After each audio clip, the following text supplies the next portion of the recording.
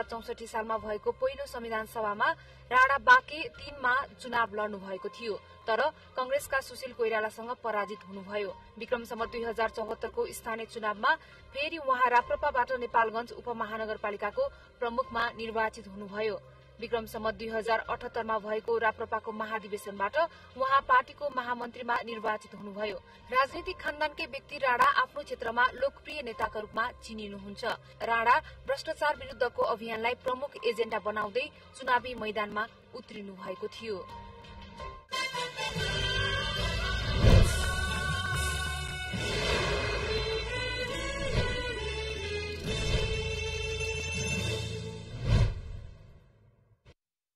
शेरबहादुर देउवा नेपालको संसदीय इतिहासमा 7औं पटक निर्वाचित सांसद बन्नुभएको छ।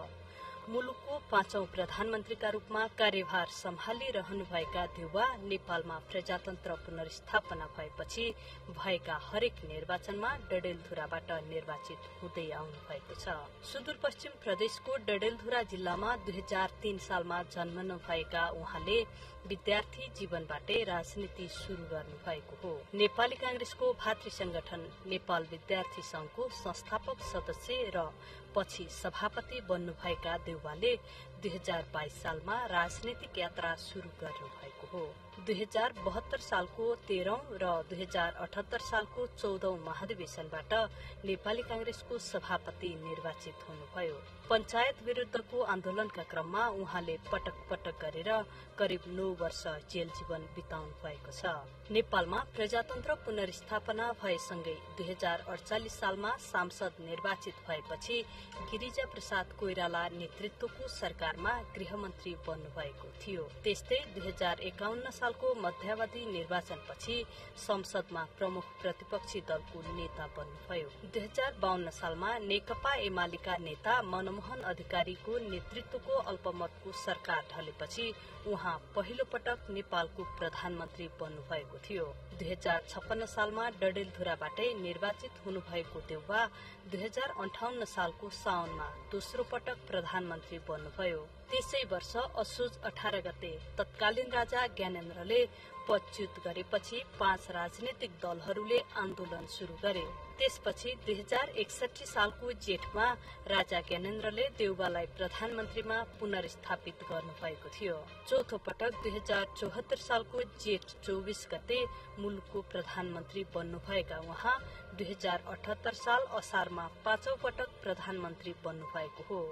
2/3 बहुमतको केपी शर्मा ओली नेतृत्वको सरकार ढलेपछि देउवा प्रधानमन्त्री बन्नुभएको थियो। सन् 2008 देखि 12 सम्म सोशलिस्ट इन्टरनेशनलको उपाध्यक्ष समेत रहनुभएका देउवाले त्रिभुवन विश्वविद्यालयबाट राजनीति शास्त्रमा स्नातकोत्तर तथा कानूनमा स्नातक गर्नुभएको छ। सलोजा दाहाल, नेपाल टेलिभिजन, काठमाडौँ।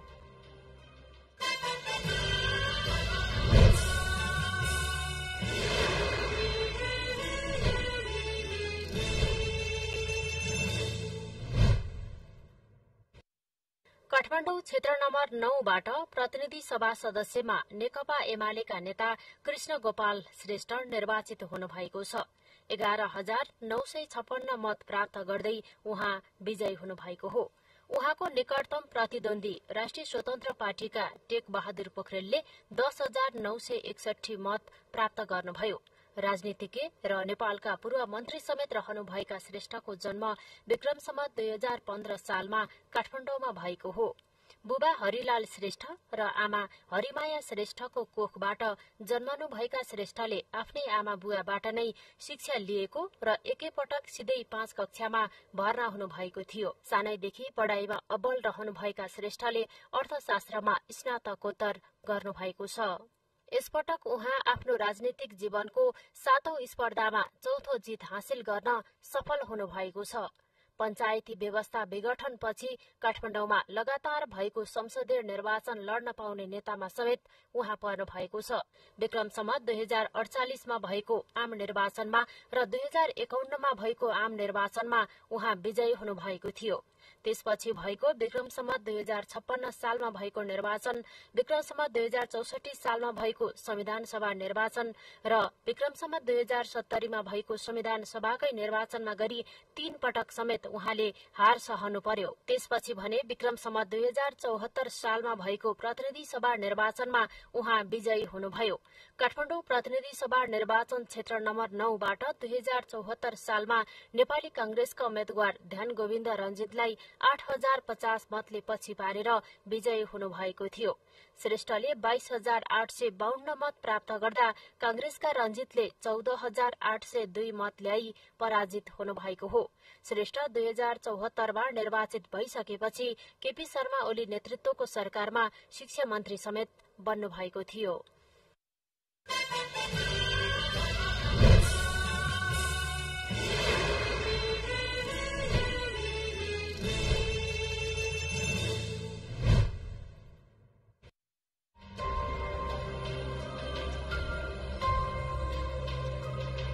नेपाली कांग्रेसका महामन्त्री गगन थापाले काठमाडौँ क्षेत्र नम्बर 4 मा ह्याट्रिक गर्नुभएको छ। यसअघिका दुवै निर्वाचनमा नेकपा एमालेकै उम्मेद्वारलाई पराजित गर्नुभएका थापा यसपालि फराकिलो मतन्तरले विजयी हुनुभयो। 2070 सालमा एमालेका राजन कुइकेललाई पराजित गर्नुभएका थापाले 2074 र यसपालिको प्रतिनिधि सभा सदस्य निर्वाचनमा एमालेका राजन भट्टराईलाई हराउँदै ह्याट्रिक गर्न सफल हुनुभयो। आमा रामेश्वरी र बुबा महेन्द्र कुमार थापाबाट 2033 सालमा जन्मनुभएका गगन कुमार थापाले 2046 सालको जनआन्दोलनमा विद्यार्थी अवस्थामै राजनीति शुरू गर्नुभएको हो। राजनीतिमा लाग्दा पढ़ाई बिग्रने डरले परिवारले स्वीकृति नदिएपछि उहाँ विद्यालय पढ्दै गर्दा लुकी लुकी आन्दोलनमा सहभागी हुनुभयो। थापा 2051 सालमा नेभी संघका तर्फबाट त्रिचन्द्र क्याम्पसको सोभ्यू सदस्यमा निर्वाचित हुनुभयो। उहाँ 2053 मा सोभ्यू सचिव हुँदै 2055 सालमा सभापतिमा निर्वाचित हुनुभयो। 2057 सालमा नेभी संघको केन्द्रीय उपाध्यक्ष हुँदै 2059 सालमा नेभी संघको महामन्त्री बन्नुभएको हो। कांग्रेसको 12औं महाधिवेशनबाट केन्द्रीय सदस्यमा निर्वाचित हुँदै 14औं महाधिवेशनबाट महामन्त्रीमा निर्वाचित बन्नुभएको हो। विद्यार्थी राजनीतिमा सक्रिय रहेकै अवस्थामा संविधान सभा सदस्य निर्वाचन 2064 मा कांग्रेसका तर्फबाट समानुपातिक सदस्यमा निर्वाचित भएपछि नेता थापाको संसद यात्रा शुरू भएको हो। लोकप्रिय नेताको छवि बनाउनु भएका थापाले संविधान सभा सदस्य निर्वाचन 2070 र प्रतिनिधि सभा सदस्यमा 2074 र 2079 मा काठमाडौँ क्षेत्र नम्बर 4 बाट निर्वाचित हुनुभएको छ। 2073 सालमा स्वास्थ्य मन्त्रीको जिम्मेवारी सम्हाल्नु भएका थापाले स्वास्थ्यको क्षेत्रमा धेरै सुधारका काम गर्नुभएको छ। राजनीतिक आन्दोलनका क्रममा 2059 सालदेखि 2063 सालसम्म पटक पटक हिरासतमा पुग्नु भएका थापालाई 2 पटक राजद्रोहको मुद्दा समेत लागेको थियो। प्रखर वक्ताका रूपमा परिचित थापाले समाजशास्त्र तथा मानवशास्त्रमा स्नातकोत्तरसम्मको अध्ययन पूरा गर्नुभएको छ। सलोजा दाहाल, नेपाल टेलिभिजन, काठमाडौँ।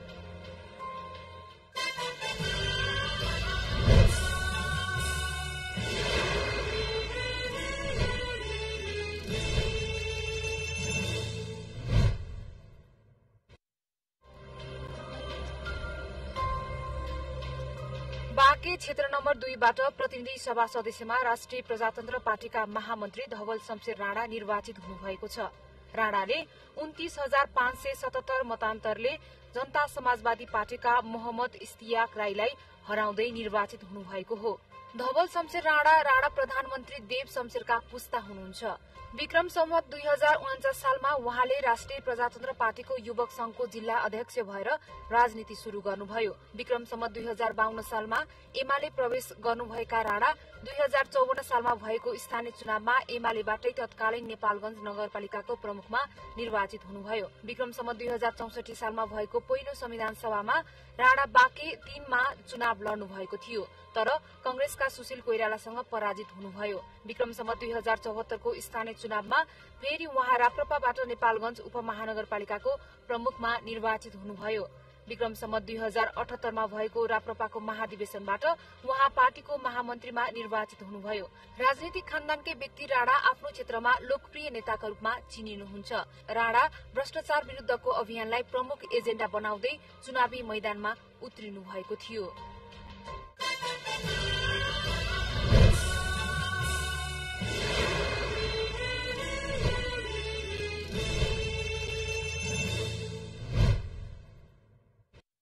हिमाली जिल्ला मनाङबाट प्रतिनिधि सभा सदस्यमा नेपाली कंग्रेसका टेक बहादुर गुरुङ निर्वाचित हुनुभएको छ। गुरुङले 328 मतान्तरले नेकपा एमालेका पोलदेङ छोपाङ गुरुङलाई हराउँदै निर्वाचित हुनुभएको हो। कंग्रेसका गुरुङले 2575 मत ल्याउँदा एमालेका गुरुङले 2247 मत ल्याउनु भएको थियो।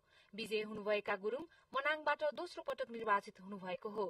2070 सालमा संविधान सदस्य बन्नुभएका गुरुङ श्रम तथा रोजगार राज्य मन्त्री समेत हुनुभयो। उहाँ 2074 सालको निर्वाचनमा भने एमालेका पोलदेन छोपाङसँग पराजित हुनुभएको थियो। नेपाली कंग्रेसका केन्द्रीय सदस्य समेत रहनुभएका गुरुङ मनाङ कंग्रेसका पूर्व जिल्ला सभापति पनि हुनुहुन्छ। मनाङबाट निर्वाचित उहाँले मनाङ जिल्लाको सड़कलाई स्तरोन्नति गर्ने, सड़क सञ्जालले नजोडिएको नापा भूमिमा मोटर बाटो पुर्याउने, बाढ़ीले छेदविच्छेद ताल गाउँलाई बाढ़ीको जोखिमबाट बचाएर सुन्दर पर्यटकीय क्षेत्रका रूपमा चिनाउने प्रतिबद्धता व्यक्त गर्नुभएको छ। त्यसैगरी उहाँले मनाङको अन्नपूर्ण पदमार्गलाई वैकल्पिक पदमार्गको रूपमा विकास गर्ने, तिलोचो जाने बाटोको स्तर उन्नति गर्ने, मनाङमा उत्पादित जडीबुटीको बजारीकरण गर्ने, मनाङका युवाहरूका लागि सिपमूलक कार्यक्रम ल्याउने, स्थानीय उत्पादनलाई प्रोत्साहन गरी अर्ग्यानिक कृषि उत्पादन गरी नमूना जिल्ला बनाउने, गाउँपालिकासम्म पुग्ने शाखा सड़कको स्तर उन्नति गर्ने र सड़क कालो पत्रे गर्ने प्रतिबद्धता पनि व्यक्त गर्नुभएको छ।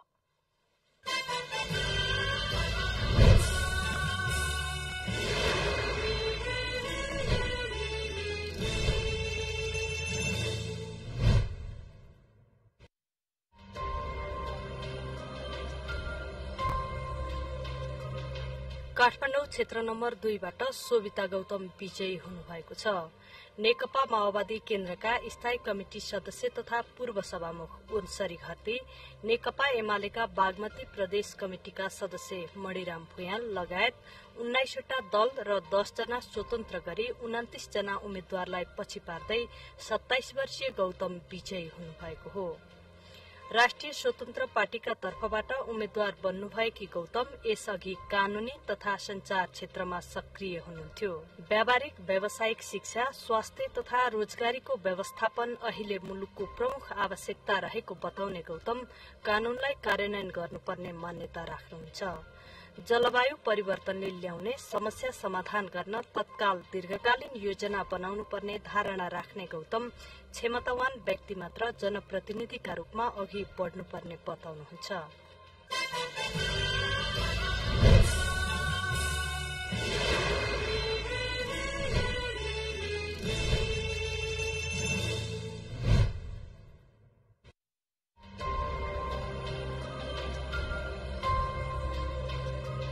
लगातार तेस्रो पटक कांग्रेसको केन्द्रीय सदस्य बन्नुभएका प्रदीप पौडेल पहिलो पटक प्रतिनिधि सभा सदस्य निर्वाचित हुनुभएको छ। नेकपा एमालेका वरिष्ठ उपसभापति ईश्वर पोखरेललाई पराजित गर्दै पौडेल प्रतिनिधि सभा सदस्यमा निर्वाचित हुनुभएको हो। 2032 सालमा तनहुमा जन्मिनुभएका पौडेलले त्रिभुवन विश्वविद्यालयबाट स्नातकोत्तर तहसम्मको अध्ययन पूरा गर्नुभएको छ। 2053 सालमा अस्कल क्याम्पसको सोभ्यू सभापति निर्वाचित हुनुभएका पौडेल 2064 सालमा नेवी संघको केन्द्रीय अध्यक्षमा निर्वाचित हुनुभएको थियो। पौडेल नेपालमा लोकतन्त्र स्थापनाका लागि भएको आन्दोलनका क्रममा 2059 देखि 2063 सालसम्म संयुक्त विद्यार्थी आन्दोलनको संयोजक समेत हुनुभएको थियो।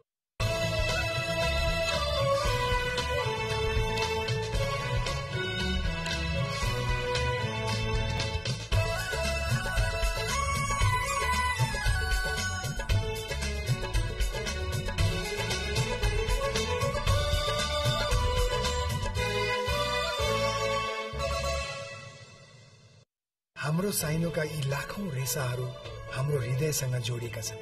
हाम्रो खुशीसँग, हाम्रो श्रद्धा र सेवासँग, हाम्रो मेहनत र अभिलाषासँग। हाम्रो साइनोको रातो रंग मिठो छ, गुलियो छ। यस्तै थियो र यस्तै छ। त्यसैले त मजाको मुस्कान लिएर भन्न मन लाग्छ, तपाईँ हुनुहुन्छ र त हामी छौँ। त्यसैले त गर्व गरेर दोहोऱ्याउन मन लाग्छ। आइएमै गरौँ। जय साहब, अलिकति खाना राख्नु हजुरलाई। पुग्यो मम्मी। तल राख्नु नानी? मलाई पनि पुग्यो मम्मी।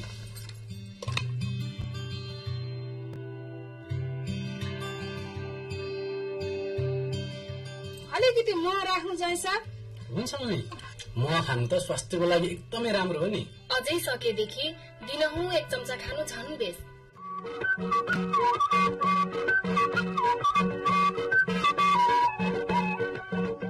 अब शुद्ध मह भनेर किन्यो, कस्तो छ कुनी? शुद्ध मह चिन्न त धेरै कुरामा ध्यान दिनुपर्छ मम्मी।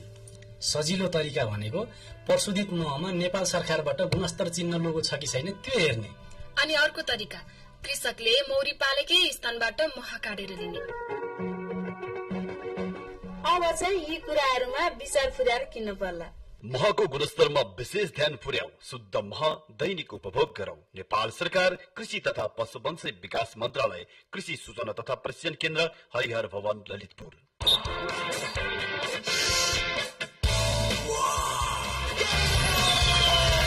क्विक मसला करी कमाल। सुप्रसिद्ध सावित्री कञ्चनजङ्घा अगरबत्तीले लिएर आएको छ 12 इन्च लामो काठीमा राहत, रिलिफ र आराम। Citronella incense sticks. अब डेंगू र मलेरिया जस्ता रोगहरूबाट हरेक घरमा सुरक्षा र सुगन्धका साथै आरामको निन्द्रा। राहत, रिलिफ र आरामको प्रयोग गरी सुरक्षित बनाऊ र बनाऊ। सुन्दर देखिनको लागि के चाहिन्छ? डिजाइनर लुगा, यी गहनाहरू? दुवै होइन, सुन्दरता आउँछ भित्रबाट। जय हनी एन्ड आलमन्ड बडी लोसनबाट। यसमा छ मह र बदाम, जसले दिन्छ तपाईको त्वचालाई पोषण बिना चिपचिप। Jai honey and almond advance nourishing body lotion. Jai, beautiful by nature. मेरो हजुरबा दीर्घ रोगी हुनुहुन्छ। उहाँको सुरक्षाको लागि हामीले खोपको पूर्ण मात्रा लिएका छौँ। कोभिड-19बाट म र मेरो आफन्तलाई सुरक्षित राख्न मैले खोपको सबै मात्रा लिएकी छु। खोप लगाएपछि म कोभिड-19 सँग अझ बढी गर्न सक्छु। वैदेशिक रोजगारीमा जानको लागि क्युआर कोड चाहिरहेछ, त्यसैले मैले खोपको पूर्ण मात्रा लिइसकेँ। मैले त खोपको महत्त्व बुझेर सबै मात्रा लगाइसकेको छु। बुस्टर डोजले मेरो रोगसँग लड्ने क्षमता अझ बढेको छ।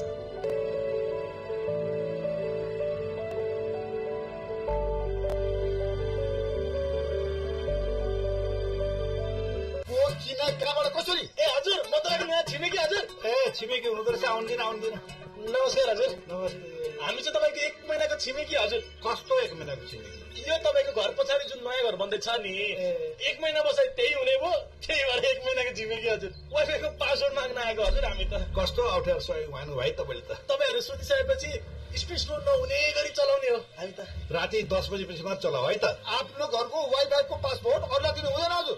मैले पहिले ड्युटी गरेको घरमा कहाँबाट वाइफाईको पासवर्ड फेला पारेछन्। इन्टरनेटबाट के गरेर पछि कत्रो लफडा पर्यो हजुर। दिन हुँदैन है हजुर, हुँदैन दिन। को उहाँहरू? छिमेकी हुँदो रहेछ, वाइफाईको पासवर्ड माग्नुहुन्छ। हुँदैन।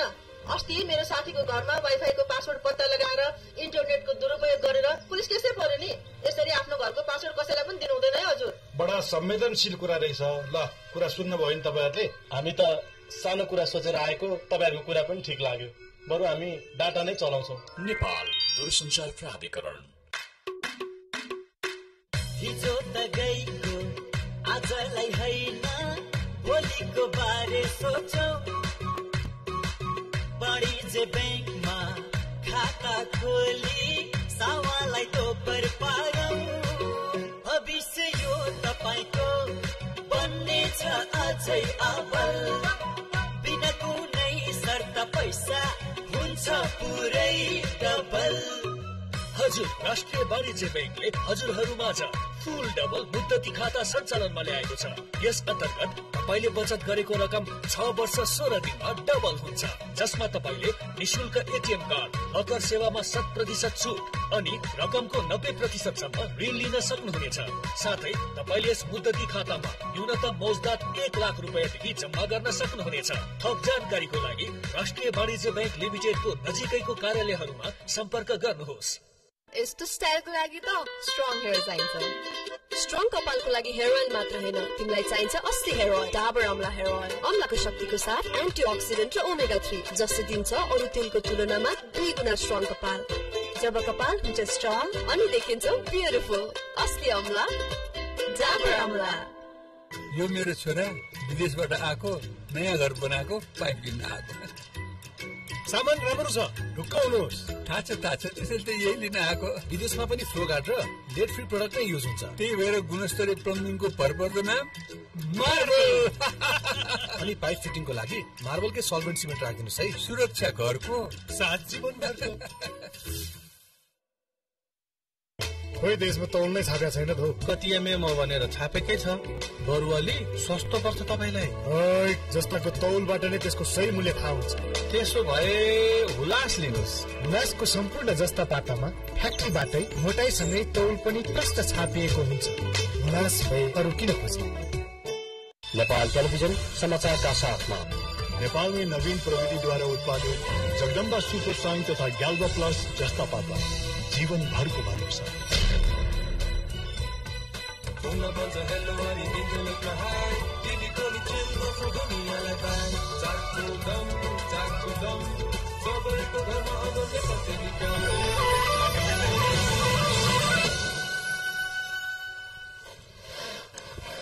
नमस्कार, एनटीभी न्यूजको समाचार बुलेटिनमा स्वागत छ। वसालिक सुवेदी। समाचार शुरू गरौं प्रमुख खबरबाट।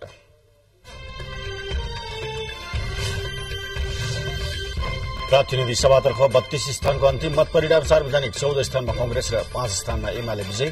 काठमाडौँको 4 क्षेत्रमा राष्ट्रिय स्वतन्त्र पार्टीको जित। प्रत्यक्षतर्फ नेपाली कंग्रेसले अग्रता लिइरहेका बेला समानुपातिकमा भने एमाले अग्रस्थानमा, राष्ट्रिय स्वतन्त्र पार्टी तेस्रो स्थानमा। गुल्मीको सत्यवती गाउँपालिकामा जीप दुर्घटना हुँदा 5 जनाको मृत्यु, 4 जना घाइते।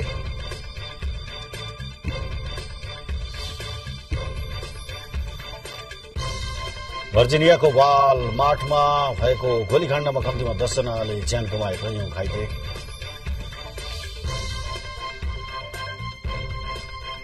र विश्वकप फुटबलमा उपाधि दावेदार अर्जेन्टिनालाई हराउँदै साउदी अरेबिया विजयी। अस्ट्रेलियामाथि सहज जित निकाल्दै साबिक विजेता फ्रान्सको विजय सुरुवात।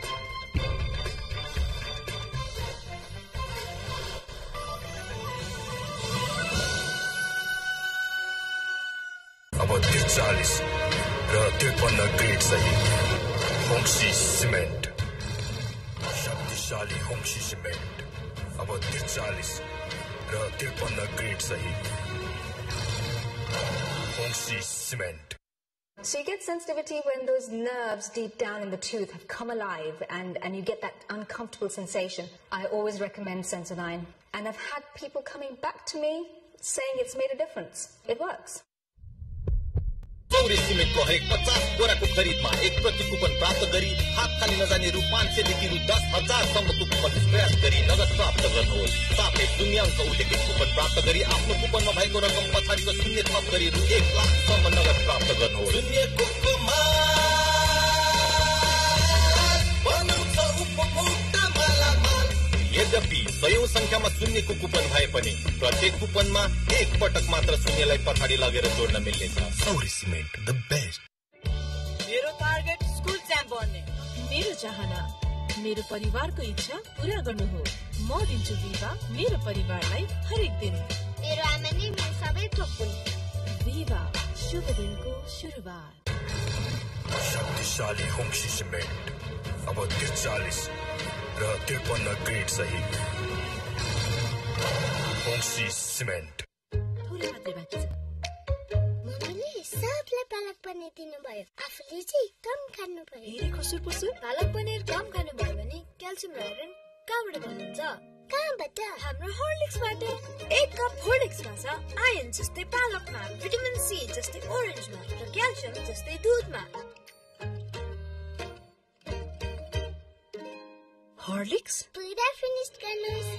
तिमीहरू कहिले यति ठुलो भयो? रिद्धि सिद्धि सत्यको कमाल उपभोक्ता मालामाल।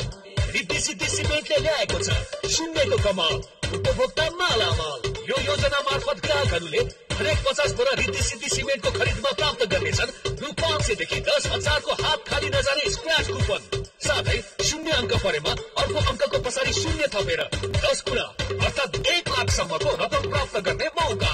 यो योजना कार्तिक 15 गते मङ्गलबारदेखि पुस 30 गतेसम्म लागू हुनेछ। तारेतार सहरभरि तारेतार कोठाभरि तारेतार के कोसँग कराएर गरी तिमी? इन्टरनेटको तार, टेलिफोनको तार, टिभीको तार, सहरभरि तार, घरभरि तार, तारेतार। मैले त नेपाल टेलिकमको एउटैमा 3टा सेवा पाइने एन्टी फाइबर सेवा लिएको छु। विस्तारमा भन्नुहोस् न, विस्तारमा। सुलभ मूल्य र गुणस्तरीय सेवाको साथमा फोन, इन्टरनेट, टिभी एउटै तारबाट पाएको चाहिँ के चाहियो तिमीलाई? उसले म पनि आजै नेपाल टेलिकमको एन्टी फाइबर सेवा लिन्छु। नेपाल टेलिकम, राष्ट्रको सञ्चार, सर्वोत्तम सिमेन्ट, सर्वोत्तम मजबुती।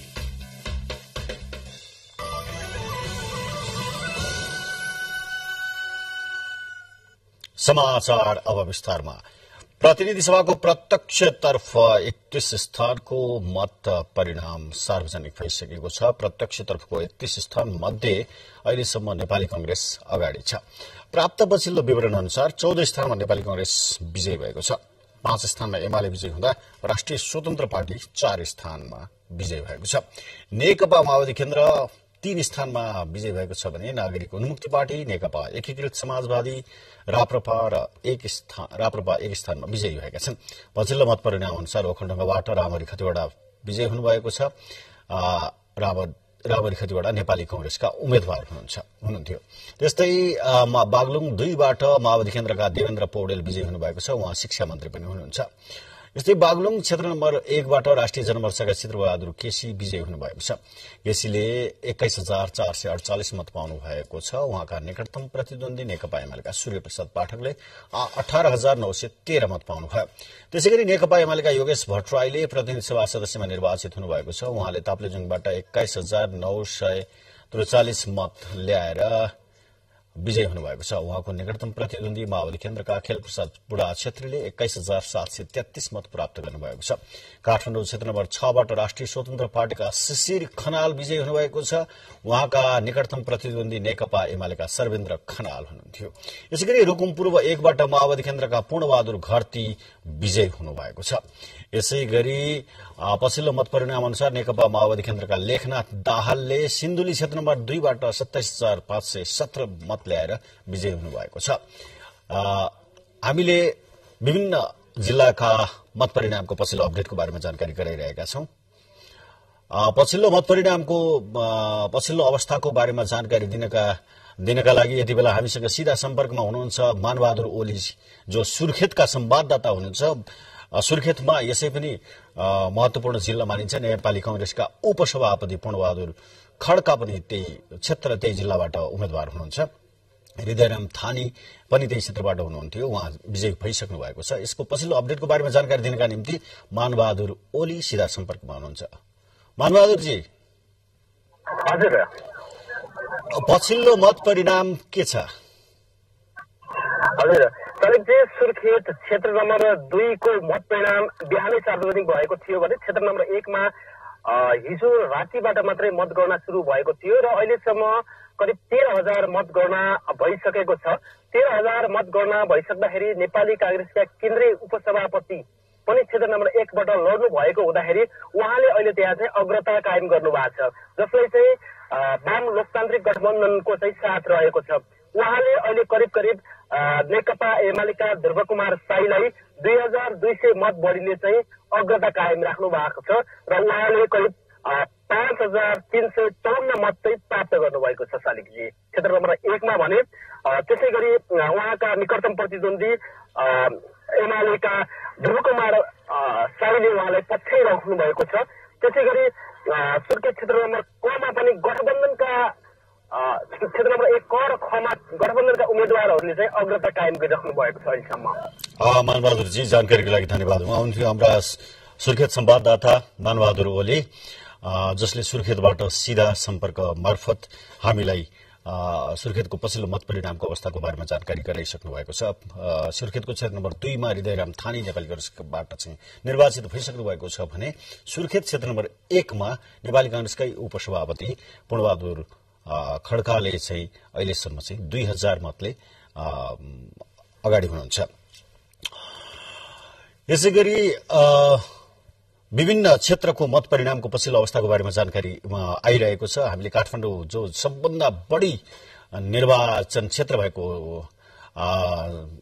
जिल्ला हो, त्यसमा 10 वटा निर्वाचन क्षेत्र छन्। त्यसमध्ये नेपाली कांग्रेसले 5 वटा स्थानमा विजय हासिल गरेको छ भने 4 वटा स्थानमा नेकपा नेपाल राष्ट्रिय स्वतन्त्र पार्टीले विजय हासिल गरेको छ भने 1 स्थानमा चाहिँ नेकपा एमाले जितेको छ।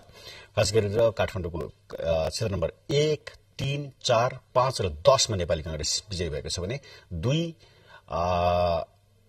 6, 7, 8 मा चाहिँ नेकपा राष्ट्रिय स्वतन्त्र पार्टी विजय भएको छ भने 9 मा कृष्णगोपाल श्रेष्ठ विजय हुनुभएको छ नेकपा एमालेको।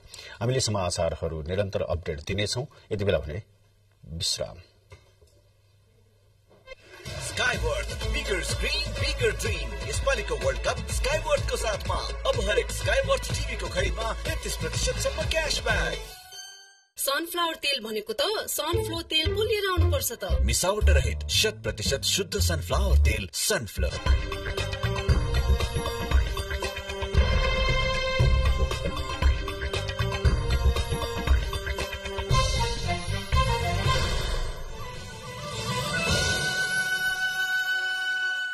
अब 43 र 53 ग्रेड सहित होक्सी सिमेन्ट प्रस्तुत छ ज्यास्मिन र बदामको तेलको पोषण युक्त लक्स, जसले हरेक स्नान बनाउँछ पोषण युक्त।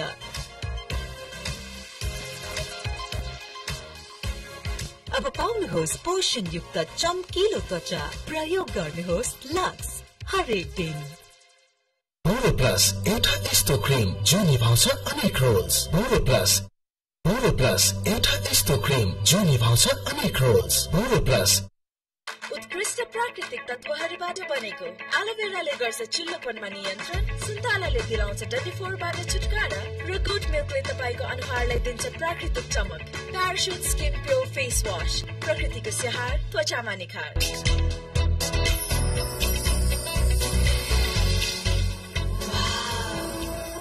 तर तिम्रो कपाल चाहिँ कसरी यस्तो चम्केको? नो फिल्टर्स न केमिकल्स। मेरो कपाललाई म दिन्छु डाबर वाटिका स्याम्पूको नेचुरल पोषण। डाबर वाटिका स्याम्पू, ब्युटिफुल नेचुरली। थोरै मात्रै बाँकी छ। मम्मीले सबलाई पालक पनिर दिनुभयो, आफूले चाहिँ कम खानु पर्यो। फेरि खुसुर पुसुर। पालक पनिर कम खानु भयो भने क्याल्सियम र आइरन कहाँबाट पाउनुहुन्छ? कहाँबाट? हाम्रो होर्लिक्सबाट। 1 कप होर्लिक्समा छ आयरन जस्तै पालकमा, भिटामिन सी जस्तै ओरेन्जमा र क्याल्सियम जस्तै दुधमा। हर्लिक्स पुरा फिनिश गर्नुहोस्। तिमीहरू कहिले यति ठुलो भयो? शक्तिशाली होक्सी सिमेन्ट अब 43 र 53 ग्रेड सहित होक्सी सिमेन्ट। केश किङ तेल र स्याम्पू चारैसम्म तेल पुर्याउँछ।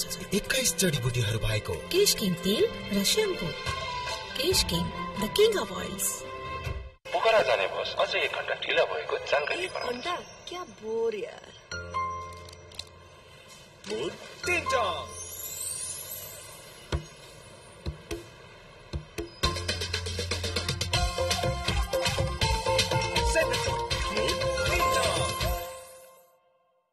Emami 7 oils in 1 damage control hair oil. अमला बदाम नरिवल जस्तै 7 तेल र 7 हर्बल औषधि कम्प्लेक्सको साथ यस तेलले ड्यामेजलाई रिपेयर गर्छ। Emami 7 oils in 1 damage control hair oil. Boro plus moisturising body lotion, दुध, मलाई, बादाम, केसर त्यो सबै छ यसमा। Boro plus moisturising body lotion, Boro plus moisturising body lotion, दुध, मलाई, बादाम, केसर त्यो सबै छ यसमा। Boro plus moisturising body lotion. सर्वोत्तम सिमेन्ट, सर्वोत्तम मजबुती।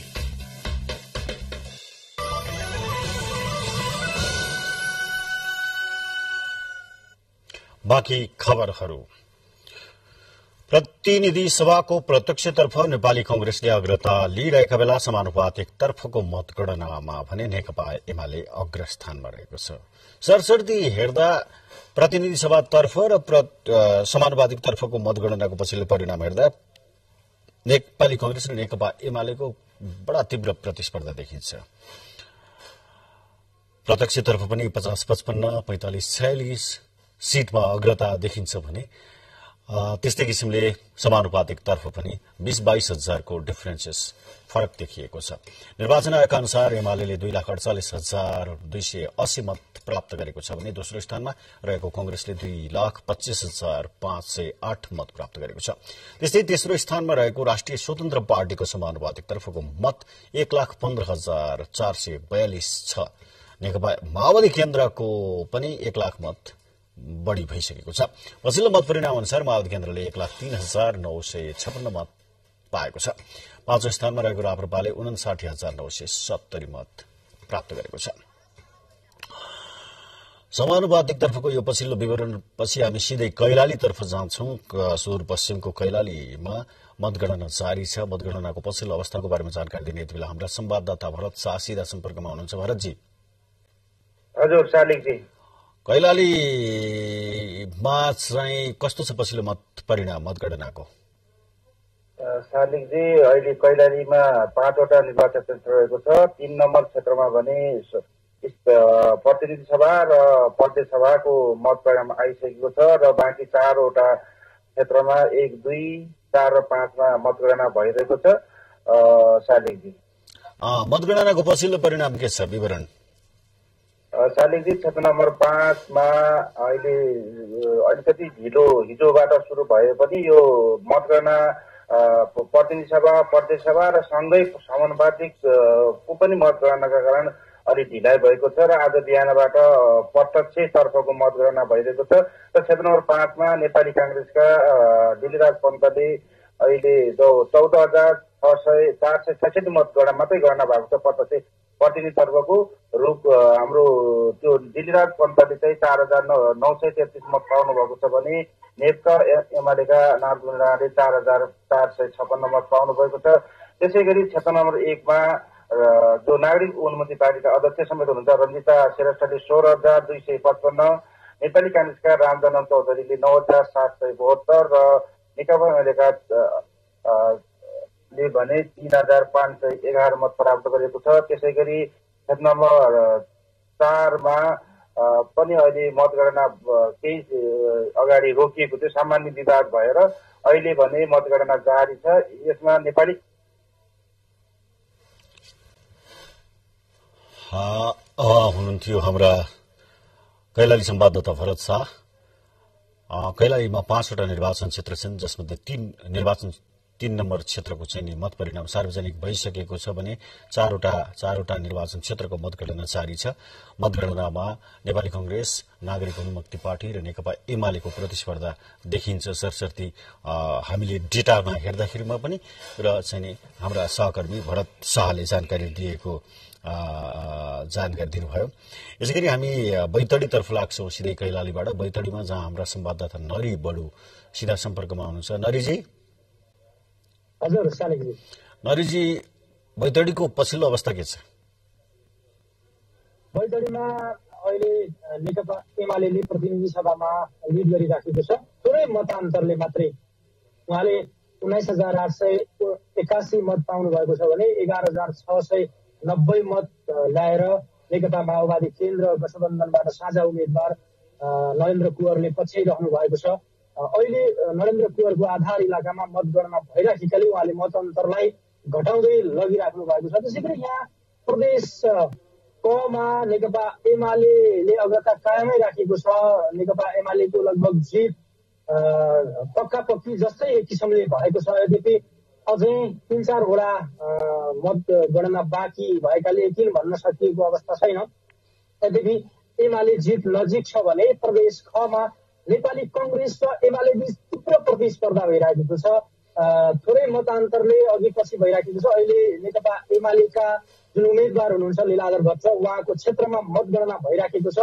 नेपाली कांग्रेसका शिवराज भट्टले अझै पनि 800 मतले अगाडि हुनुहुन्छ। रोचक प्रतिस्पर्धा भइराखेको छ। शालिकजी धन्यवाद नरीजी। हाम्रा संवाददाता नरी बडु बैतडीबाट पछिल्लो मत परिणामको अवस्थाका बारेमा जानकारी दिँदै यति बेला हामी सिधै मध्य प्रदेशतर्फ जान्छौं जहाँ सप्तरीमा हाम्रा सहकर्मी रामनारायण यादवजी सीधा सम्पर्कमा हुनुहुन्छ। उहाँसँग सप्तरीको पछिल्लो अवस्थाको बारेमा जानकारी लिन्छौँ। हामीले यसअघिको बुलेटिनमा सिराहाको पछिल्लो अवस्थाको बारेमा जानकारी लिइरहेका थियौँ। देशका विभिन्न 77 जिल्लामा हाम्रा प्रतिनिधिहरू रहनु भएको छ र त्यहाँबाट पछिल्लो मत परिणामको अवस्थाको बारेमा जानकारी मात्रै लिइरहेका छैनौँ। आदरणीय दर्शकलाई जानकारी मात्रै दिइरहेका छैनौँ। हामीले भोटर्स ट्रेन्डको विषयमा पनि कुरा गरिरहेका छौँ। करिब 48 सालदेखिको चुनावमा 79 सम्मको चुनावसम्म आइपुग्दाखेरिमा 61% भनेको यो सबैभन्दा कम प्रतिशत हो। यद्यपि 62-63% नै आएको छन्। यो स्थानीय तहको निर्वाचनमा 71% झरेको थियो भने यसपालि 61% मात्रै मत कम भएको यो 6 महिनाको पिरियडमा। यसको कारण के हुन सक्छ भन्ने विषयमा पनि विश्लेषण भइरहेको छ। हामी ती विषयहरूमा पनि कुराकानी गर्ने नै छौँ। यति बेला हामी सप्तरीतर्फ जान्छौँ जहाँ हाम्रा सहकर्मी रामनारायण यादव सीधा सम्पर्कमा हुनुहुन्छ। रामनारायणजी, रामनारायणजी, सप्तरीको पछिल्लो मत परिणामको अवस्था कस्तो छ? सप्तरीको पछिल्लो मत परिणाम अहिले हामी जनमत पार्टीका अध्यक्ष सीके राउत 39,042 मत ल्याएर विजय हासिल गर्नुभएको छ र अहिले राज्य सदरमुकाममा उहाँका समर्थक शुभचिन्तक बजार गर्दाका साथ विजय र्याली र विजय उत्सव मनाइरहेका छन्। यस्तै उनका निकटतम प्रतिद्वन्दी जसपाका उम्मेद्वार उपेन्द्र यादवले 16,979 मत ल्याएर उहाँको प्रतिद्वन्दी। यसैमा रामनारायणजी, यसैमा मैले तपाईँलाई सोधिहाल्छु, पछिल्लो अपडेटको बारेमा, अन्य निर्वाचन क्षेत्रहरूको अपडेटको बारेमा जानकारी लिने नै छौँ। यति बेला सीके राउत, जनमुक्ति पार्टीका चाहिँ अध्यक्ष सीके राउतलाई मत त्यति ठूलो डिफरेन्सका आधारमा उपेन्द्र यादवलाई जित्नुभयो। लगातार मधेस आन्दोलन, मधेसका मागका सम्बन्धमा पटक पटक संसदमा आवाज उठाइरहने, संगठनमा आवाज उठाइरहने र सरकारमा सहभागी भइरहने र संविधान संशोधनको माग पनि राख्ने र सरकारमा सहभागी भइरहने उपेन्द्र यादवजी आज सीके राउतसँग पराजित हुनुभएको छ। मधेसका जनताले यो भोट परिवर्तन किन गर्दैछन्, गरिरहेका छन्? किनभने उपेन्द्र यादवको यहाँको अवस्था यहाँको जनताले मन नपराएको हो। त्यही कारणले गर्दा जनताले परिवर्तन खोजेको छ। परिवर्तन खोजेको जनताले उहाँलाई नै रोजेको यसपालि हो।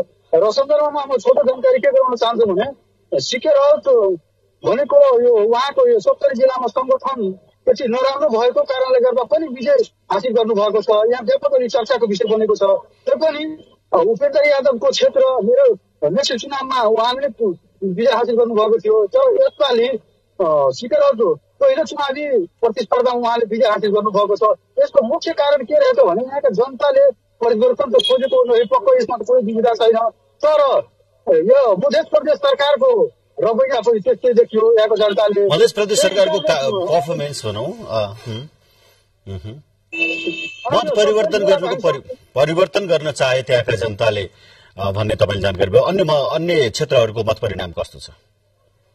अन्य क्षेत्रहरूको 2 स्थानमा कांग्रेस अगाडि रहेको देखिन्छ भने दोस्रो स्थानमा एमाले, एक स्थानमा तपाईँको कांग्रेस, अर्को तपाईँको 1 नम्बरको तपाईँको नवल किशोर शाह अगाडि रहेका देखिन्छन्। रामनारायणजी, जानकारीको लागि धन्यवाद। उहाँ हुन्थ्यो हाम्रा सप्तरी संवाददाता रामनारायण यादव। सप्तरीको पछिल्लो मत परिणामको अवस्थाको बारेमा जानकारी दिनुहुँदै हामी सिधा अब बाँकी समाचारतर्फ लाग्दैछौँ, जहाँ राष्ट्रिय स्वतन्त्र पार्टीको समाचार छ। बडो महत्वपूर्ण छ पनि। राष्ट्रिय स्वतन्त्र पार्टीले काठमाडौँको 4वटा निर्वाचन क्षेत्र जितेको छ। काठमाडौँ निर्वाचन क्षेत्र नम्बर 6 मा राष्ट्रिय स्वतन्त्र पार्टीका शिशिर खनाल विजयी हुनुभएको छ। उहाँले नेकपा एमालेका उम्मेद्वार सर्वेन्द्र खनाललाई पराजित गर्नुभएको हो। यसैगरी काठमाडौँ क्षेत्र नम्बर 2 मा पार्टीका उपाध्यक्ष शोभिता गौतम विजयी हुनुभएको छ। गौतमले 15,229 मत ल्याएर विजयी हुँदा प्रतिस्पर्धी एमालेका मणिराम फुयालले 11,515 मत पाउनु भएको छ। यसैगरी पूर्व सभामुख एवं नेकपा माओवादी केन्द्रकी उम्मेद्वार उन्सरी घार्ती मगरले 9,429 मत ल्याउनु भएको छ।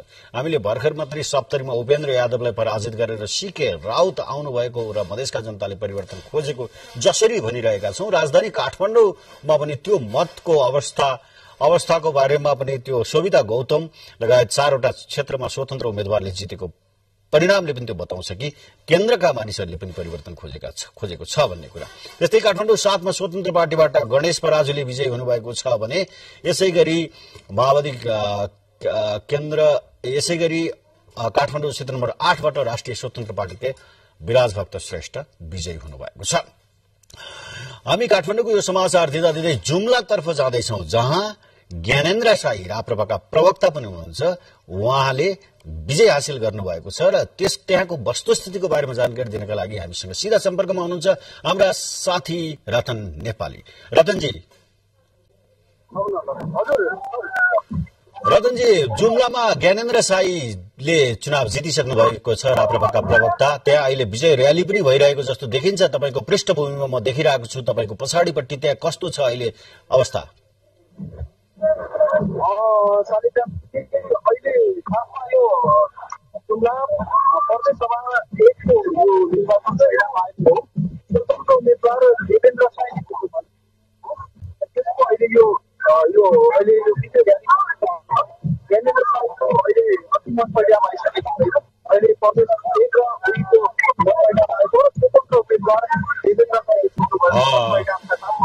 रतनजी, तपाईँको आवाज त्यति राम्रोसँग सुनिएको छैन। राष्ट्रिय प्रजातन्त्र पार्टीका उम्मेद्वार ज्ञानेन्द्र शाही त्यो क्षेत्रमा अत्यधिक धेरै मतको डिफरेन्समा अगाडि रहनुभयो र चाहिँ त्यसको विजय र्याली पनि त्यहाँ मनाउने काम भइरहेको छ, त्यसको तयारी भइरहेको छ। त्यसको पृष्ठभूमिले पनि जानकारी दिएको थियो र हाम्रो साथी रतन नेपालीले पनि त्यो बताउँदै हुनुहुन्थ्यो। हाम्रो नेपाल र चाहिँ जुम्लाको मात्रै होइन, राष्ट्रिय प्रजातन्त्र पार्टी यसपालिको चुनावमा चाहिँ बडो राम्रो जनताको बीचमा प्रतिक्रिया आएको छ। धवल शमशेर जबरा जो बाँकेबाट निर्वाचित हुनु भइसकेको छ भने पछिल्लो मत परिणाम अनुसार राजेन्द्र लिङ्गदेनको मत पनि अगाडि छ नेपाली कांग्रेसका पूर्व महामन्त्री कृष्णप्रसाद सिटौलाको भन्दा।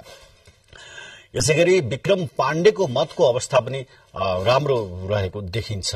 त्यसो भएको हुनाले राप्रपाको पोजिसन पनि अहिले पछिल्लो समयमा राम्रो देखिएको छ। बाँकी समाचार भन्दा अगाडि केही समय विज्ञापन। सकली तोरीको तेलमा सधैँ राग आउँछ र त्यो राग शुद्ध धारा तोरीको तेलमा सधैँ रहिरहन्छ। शुद्ध तोरीको तेल धारा मुटु चाहिन्छ। उत्कृष्ट गहुँबाट तयार गरिएको याञ्चक आटा खेल दुगर समूहको उत्कृष्ट उत्पादन।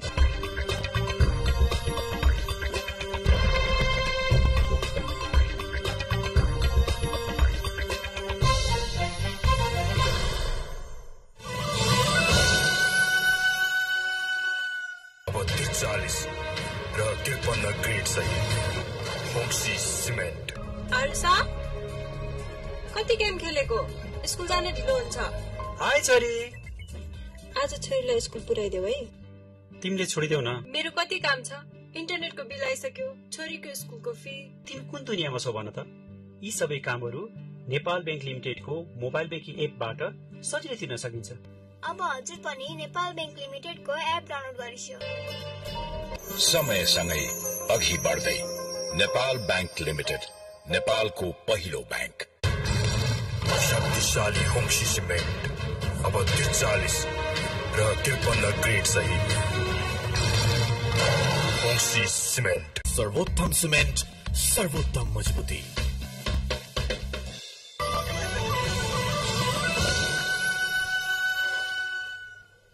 बाँकी खबरहरू हामीले निरन्तर अपडेट दिइरहेका छौं। निर्वाचनको पछिल्लो परिणामको बारेमा 32वटा निर्वाचन क्षेत्र प्रतिनिधि सभातर्फ निर्वाचन क्षेत्रको मतगणनाको अन्तिम परिणाम सार्वजनिक भइसकेको छ, जसअनुसार नेपाली कांग्रेसले 14 स्थानमा विजय प्राप्त गरेको छ भने 5 स्थानमा नेकपा एमाले अगाडि छ।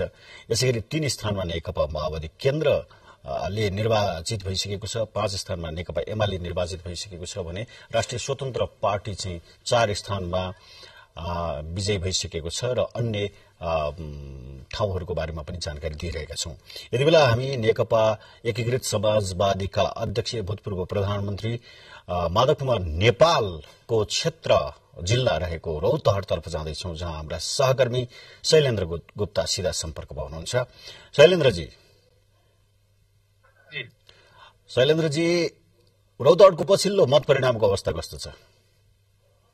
शालिकजी, रौतहटको मतगणना अहिले जारी नै रहेको छ। रौतहटको प्रतिनिधि सभा 1 को कुरा गर्दाखेरि अहिले नेकपा यसका अध्यक्ष तथा पूर्व प्रधानमन्त्री माधव कुमार नेपालले 22,707 मत प्राप्त गर्नु भएको छ भने उहाँको निकटतम प्रतिद्वन्दी नेकपा एमालेका अजय कुमार गुप्ताले 17,702 मत प्राप्त गरेका छन्। त्यसै गरी प्रदेश नम्बर प्रतिनिधि सभा 2 को कुरा गर्दाखेरि प्रतिनिधि सभा 2 मा स्वतन्त्र उम्मेद्वार किरण शाह 12,832 मत ल्याएका छन् भने नेपाली कांग्रेसका फिरदोस आलमले 11,152 मत ल्याएका छन्। त्यसै गरी प्रदेश प्रतिनिधि सभा 3 को कुरा गर्दाखेरि स्वतन्त्र उम्मेद्वार जो पहिला एमाले थिए, पहिला माओवादीबाट एमाले भए, एमालेबाट पटक पटक मन्त्री समेत रहनुभएका प्रभु शाहले 12,750 मत प्राप्त गर्नुभएको छ भने ओम प्रकाश जयसवालले उहाँ पनि स्वतन्त्र उम्मेद्वार, उहाँले 10,641 मत प्राप्त गर्नुभएको छ।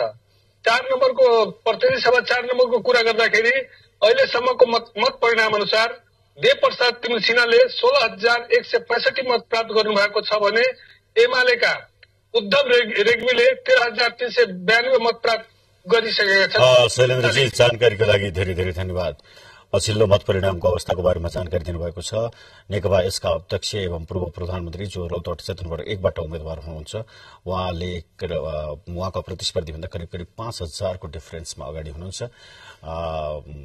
र चाहिँ प्रभु शाह जो पूर्व नेकपा माओवादी केन्द्र हुनुहुन्थ्यो, त्यसपछि नेकपा एमाले हुनुभयो र अहिले स्वतन्त्र को रूपमा उम्मेद्वार हुनुहुन्छ, उहाँले पनि आफ्नो क्षेत्रमा लिड गरिरहनु भएको जानकारी दिनुभएको छ।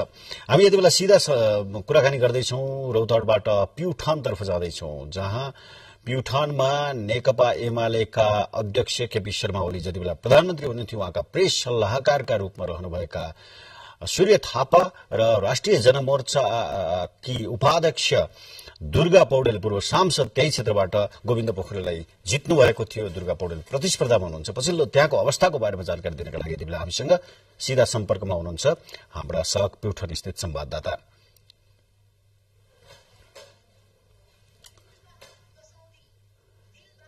दिलबहादुरजी,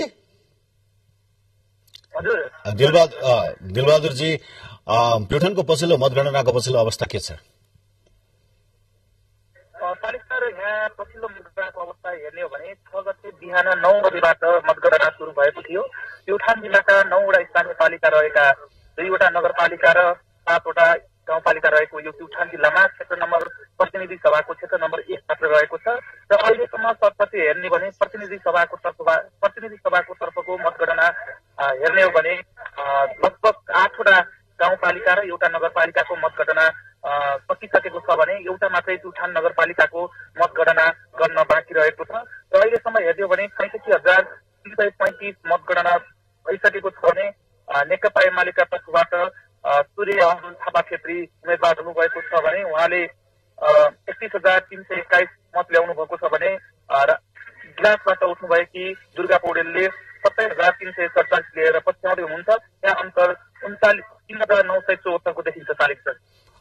अब मतगणना गर्न बाँकी कति छ? मतगणना 9 वटा स्थानीय पालिकाहरूमा एउटा नगरपालिका स्वर्गद्वारी नगरपालिका सहित 5 वटा स्थानीय गाउँपालिका सम्पन्न भइसकेका छन् भने एउटा प्युठान नगरपालिका जुन हामीले ठुलो नगरपालिका पनि भनेर भनेका छौँ र यो व्यापारिक केन्द्रमा रहने कति मत खसेको छ त्यसबाट? प्युठान नगरपालिकामा 16,000 मत खसेको थियो। जानकारीको लागि धन्यवाद। उहाँ हुनुहुन्थ्यो हाम्रा प्युठान सहकर्मी दिलबहादुरजी। प्युठानको पछिल्लो अवस्थाको बारेमा जानकारी दिँदै सूर्य थापा र दुर्गा पौडेल प्रतिस्पर्धी हुनुहुन्छ। 31,000 र 27,000 यो चाहिँ करिब करिब 4,000 को डिफरेन्स देखिन्छ अहिलेसम्मको मत परिणाम अनुसार सूर्यजीले लिड गर्नुभएको छ। विभिन्न जिल्लाबाट हामी मत परिणामको पछिल्लो अवस्थाको बारेमा जानकारी गराउने नै छौँ। यति बेला भने एउटा दुःखद खबर, गुल्मीको सत्यवती गाउँपालिकामा जीव दुर्घटना हुँदा 5 जनाको मृत्यु भएको छ। दुर्घटनामा 4 जना घाइते भएका छन्। गै राति गुल्मीको रिडीबाट सत्यवती गाउँपालिका 3 तर्फ जाँदै गरेको जीव कुटडाँडा भन्ने स्थानमा दुर्घटना भएको हो। दुर्घटनामा परि सत्यवती गाउँपालिका 3 का 51 वर्षीय झलक सौमे, 55 वर्षीय टीका राहडी, 47 वर्षीय रणबहादुर सिन्जापति, 30 वर्षीय मिलन तरामु र 43 वर्षीय जमुना सौमे रहेको जिल्ला प्रहरी कार्यालय गुल्मीका प्रहरी नायब उपरीक्षक माधवराज खरेलले जानकारी दिनुभयो। जीव दुर्घटनामा परि घाइते हुनेमा सोही गाउँका कार्बलिङ सोमै, चेतमान सिन्जाली, गिरबहादुर राहडी र खण्डन सौमे हुनुहुन्छ। गै राति ब्रेक फेल भई जीव दुर्घटना भएको प्रहरीले जनाएको छ। अब के अन्तर्राष्ट्रिय प्रसंग भर्जिनियाको वालमार्टमा भएको गोलीकाण्डमा धेरै मानिस मारिएको तथा घाइते भएको प्रहरीले बताएको छ। घटनामा हताहत एवं घाइते भएकाको पूर्ण विवरण प्राप्त नभए पनि कम्तीमा 10 जनाले ज्यान गुमाएका छन्। वालमार्टमा गोली प्रहार गर्ने आक्रमणकारी पनि मारिएको छ। दैनिक उपभोगका सरसामान पाइने उक्त पसलमा सुरक्षाकर्मी पुग्दा धेरै मृतक र घाइतेहरू फेला परेका थिए। तत्काल उनीहरूको उद्धारमा अधिकारीहरू परिचालन भएका छन्। कतार फिफा विश्वकप फुटबल 2022 अन्तर्गत उपाधिको दावेदार मानिएको अर्जेन्टिनालाई साउदी अरेबियाले पराजित गरेको छ। अर्जेन्टिनाले सुरुवाती अग्रता लिए पनि त्यसलाई उल्टाउँदै साउदीले ऐतिहासिक जित निकालेको हो। यसैगरी साबिक विजेता फ्रान्सले विजय सुरुवात गरेको छ। दोहा स्थित अल जानुब रंगशालामा आज बिहान भएको खेलमा अस्ट्रेलियामाथि 4-1 गोलले फराकिलो जित निकाल्दै फ्रान्सले बलियो दावेदारी प्रस्तुत गरेको छ। अस्ट्रेलिया विरूद्ध फ्रान्सले 1 गोलको अग्रता उल्टाएर सहज जित निकालेको हो। फ्रान्सको जितमा ओलिभर जेरुडले 2 गोल गर्दा एड्रियन र केलियन एम्बाप्पेले 1-1 गोल गरे। त्यस्तै अन्य खेलमा पोल्याण्ड र मेक्सिको तथा डेनमार्क र ट्युनिसियाले गोल रहित बराबरी खेल्दै अंक बाँडेका छन्। कप्तान रोबर्ट लेवान्डोस्कीले पाएको पेनाल्टीमा गोल गर्न नसक्दा मेक्सिकोसँग अंक बाँड्नु परेको हो। त्यस्तै एजुकेशन सिटी रंगशालामा डेनमार्क र ट्युनिसिया दुवैले गोल गर्ने मौका पाए पनि गोल गर्न सकेनन्। विश्वकप अन्तर्गत आज मोरक्को र क्रोएसिया तथा जर्मनी र जापान एवं स्पेन र कोस्टारिका बीच प्रतिस्पर्धा हुँदैछ। बुलेटिनको अन्त्यमा प्रमुख खबरहरू फेरि एकपटक।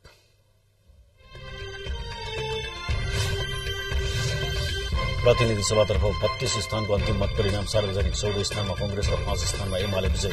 काठमाडौँको 4 क्षेत्रमा राष्ट्रिय स्वतन्त्र पार्टीको जित। प्रत्यक्षतर्फ नेपाली कंग्रेसले अग्रता लिइरहेका बेला समानुपातिकमा भने एमाले अग्लो स्थानमा, राष्ट्रिय स्वतन्त्र पार्टी तेस्रो स्थानमा।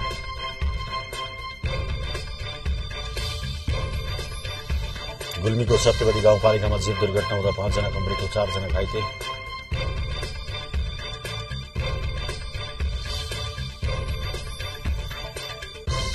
भर्जिनियाको वालमार्टमा भएको गोलीकाण्डमा कम्तीमा 10 जनाले ज्यान गुमाए, पनि घाइते।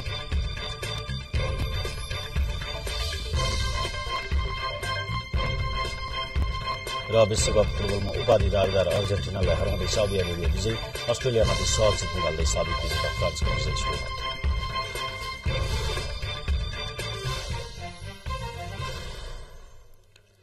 हवस् त यो समाचार बुलेटिन यही सकिन्छ। हामीलाई बिदा दिनुहोस्। नमस्कार।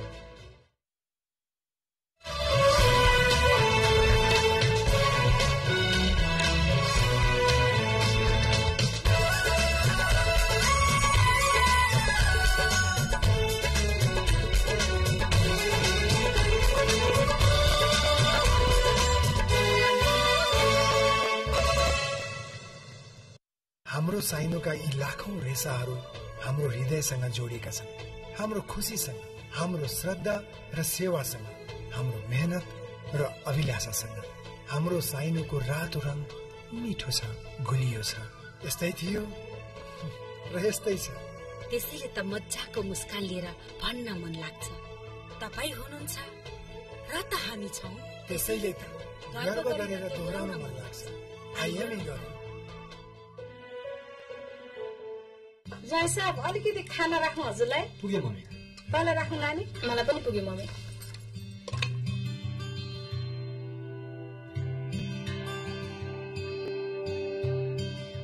अलिकति म राख्नु जय साहब।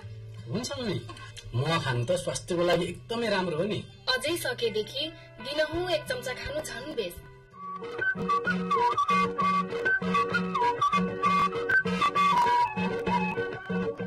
अब शुद्ध मह भनेर किन्यो, कस्तो छ कुनी? शुद्ध मह चिन्न त धेरै कुरामा ध्यान दिनुपर्छ मम्मी। सजिलो तरिका भनेको प्रशोधित महमा नेपाल सरकारबाट गुणस्तर चिन्ह लोगो छ कि छैन त्यो हेर्ने। अनि अर्को तरिका, कृषकले मौरी पालेकै स्थानबाट मह काटेर लिने। अब चाहिँ यी कुराहरूमा विचार पुर्याएर किन्नु पर्ला। महको गुणस्तरमा विशेष ध्यान पुर्याऊ, शुद्ध मह दैनिक उपभोग गरौं। नेपाल सरकार कृषि तथा पशुवंशी विकास मन्त्रालय, कृषि सूचना तथा प्रशिक्षण केन्द्र, हरिहर भवन, ललितपुर।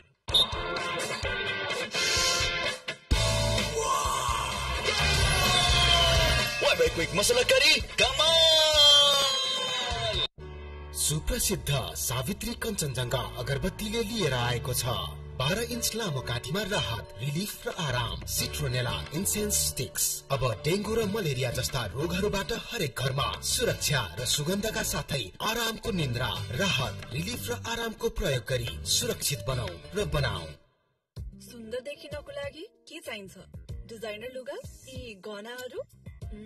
दुवै होइन, सुन्दरता आउँछ भित्रबाट। जय हनी एन्ड आलमन्ड बडी लोसनबाट। यसमा छ मह र बदाम, जसले दिन्छ तपाईको त्वचालाई पोषण बिना चिपचिप। Jai honey and almond advance nourishing body lotion. Jai, beautiful by nature. मेरो हजुरबा दीर्घ रोगी हुनुहुन्छ। उहाँको सुरक्षाको लागि हामीले खोपको पूर्ण मात्रा लिएका छौँ। कोभिड-19बाट म र मेरो आफन्तलाई सुरक्षित राख्न मैले खोपको सबै मात्रा लिएकी छु। खोप लगाएपछि म कोभिड-19सँग अझ बढी लड्न सक्छु। वैदेशिक रोजगारीमा जानको लागि क्युआर कोड चाहिरहेछ, त्यसैले मैले खोपको पूर्ण मात्रा लिइसकेँ। मैले त खोपको महत्त्व बुझेर सबै मात्रा लगाइसकेको छु। बुस्टर डोजले मेरो रोगसँग लड्ने क्षमता अझ बढेको छ।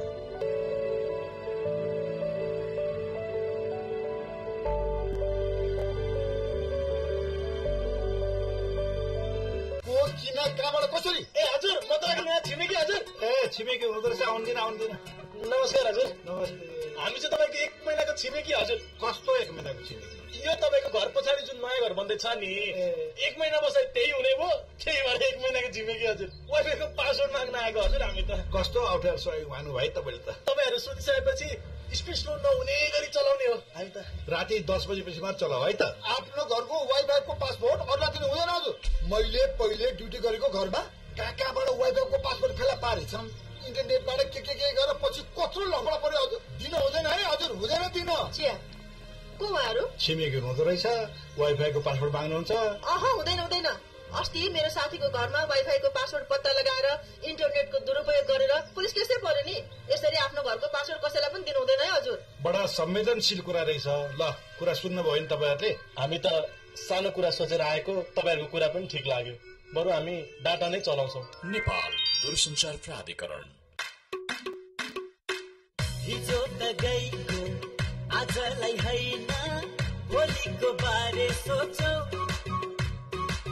वाणिज्य ब्याङ्कमा खाता खोली सावालाई तोपर पारौ। भविष्य यो तपाईको बन्नेछ अझै अबल। बिना कुनै शर्त पैसा हुन्छ पुरै डबल। हजुर राष्ट्रिय वाणिज्य ब्याङ्कले हजुरहरूमाझ फुल डबल मुद्दती खाता सञ्चालनमा ल्याएको छ। यस अन्तर्गत तपाईले बचत गरेको रकम 6 वर्ष 16 दिनमा डबल हुन्छ, जसमा तपाईले निशुल्क एटीएम कार्ड, अकर सेवामा 100% छुट अनि रकमको 90% सम्म ऋण लिन सक्नुहुनेछ। साथै तपाईले यस मुद्दती खातामा न्यूनतम मौजदात 1 लाख रुपैयाँदेखि जम्मा गर्न सक्नुहुनेछ।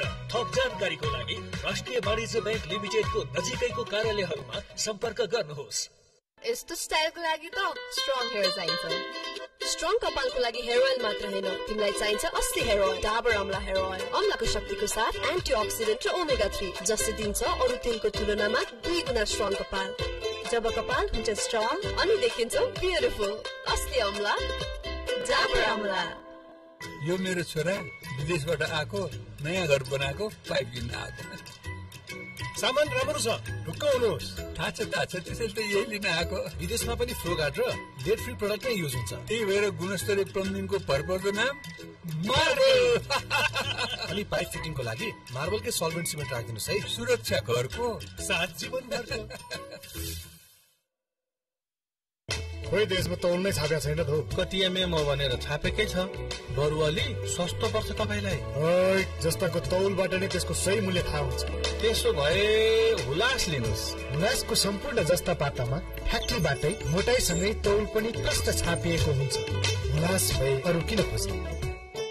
नेपाल टेलिभिजन समाचारका साथमा नेपालमै नवीन प्रविधिद्वारा उत्पादित जगदम्बा सुपर साइन तथा ग्याल्बा प्लस जस्ता पाता जीवन भरको भरोसा।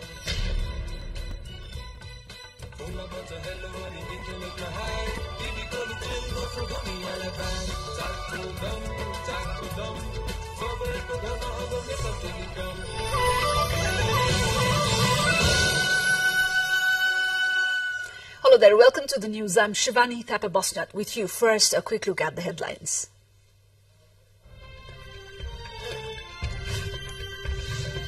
Results of 33 House of Representatives constituencies declared so far. Rashtriya Swatantra Party candidates victorious in 4 Kathmandu constituencies. At least 5 people killed in a jeep accident in Gulmi, 4 injured receiving treatment in Palpa.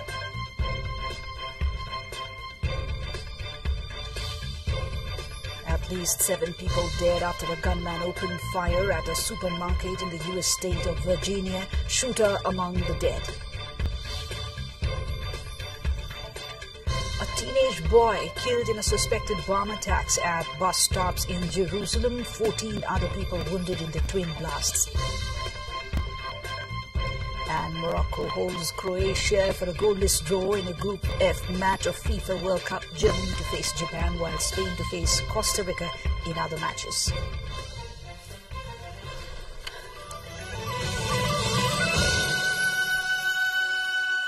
अब 40 र 53 grade सहित होम्सी cement, शक्तिशाली होम्सी cement अब 40 र 53 grade सहित होम्सी cement. So you get sensitivity when those nerves deep down in the tooth have come alive and you get that uncomfortable sensation. I always recommend Sensodyne, and I've had people coming back to me saying it's made a difference. It works. शक्तिशाली होम्सी cement अब 40 र 53 grade सहित होम्सी cement. मेरो target school champ बन्ने, मेरो चाहना मेरो परिवारको इच्छा पूरा गर्नु हो। म दिन्छु विवा मेरो परिवारलाई हरेक दिन। मेरो आमाले मेरो सबै थोक पुग्छ। विवा शुभ दिनको सुरुवात। रिद्धि सिद्धि सत्यको कमाल उपभोक्ता मालामा रिद्धि सिद्धि सिमेन्टले ल्याएको छ शून्यको कमाल उपभोक्ता मालामाल। यो योजना मार्फत ग्राहकहरूले हरेक 50 बोरा रिद्धि सिद्धि सिमेन्टको खरिदमा प्राप्त गर्नेछन् रु 500 देखि 10,000 को हात खाली नजाने स्क्रैच कुपन। साथै 0 अंक परेमा अर्को अंकको पछाडि 0 थपेर 10 गुणा अर्थात 1 लाखसम्मको रकम प्राप्त गर्ने मौका। यो योजना कार्तिक 15 गते मंगलबारदेखि पुस 30 गतेसम्म लागू हुनेछ। थोरै मात्रै बाँकी छ। मम्मीले सबलाई पालक पनिर दिनुभयो, आफूले चाहिँ कम खानु पर्यो। धेरै खुसुर पुसुर पालक पनिर कम खानु भयो भने क्याल्सियम र आयरन कहाँबाट पाइन्छ? कहाँबाट? हाम्रो हर्लिक्सबाट। 1 कप हर्लिक्समा छ आयरन जस्तै पालकमा, भिटामिन सी जस्तै ओरेन्जमा र क्याल्सियम जस्तै दुधमा। हर्लिक्स पुरा फिनिश गर्नुहोस्। तिमीहरू कहिले यति ठुलो भयो? चौरी सिमेन्टको हरेक 50 बोराको खरिदमा 1% कुपन प्राप्त गरी हात खाली नजाने रु 500 देखि रु 10,000 सम्मको कुपन स्क्रैच गरी नगद प्राप्त गर्नुहोस्। साथै शून्याङ्क उल्लेखित कुपन प्राप्त गरी आफ्नो कुपनमा भएको रकम पछाडिको शून्य थप गरी रु 1 लाख सम्म नगद प्राप्त गर्नुहोस्। शून्यको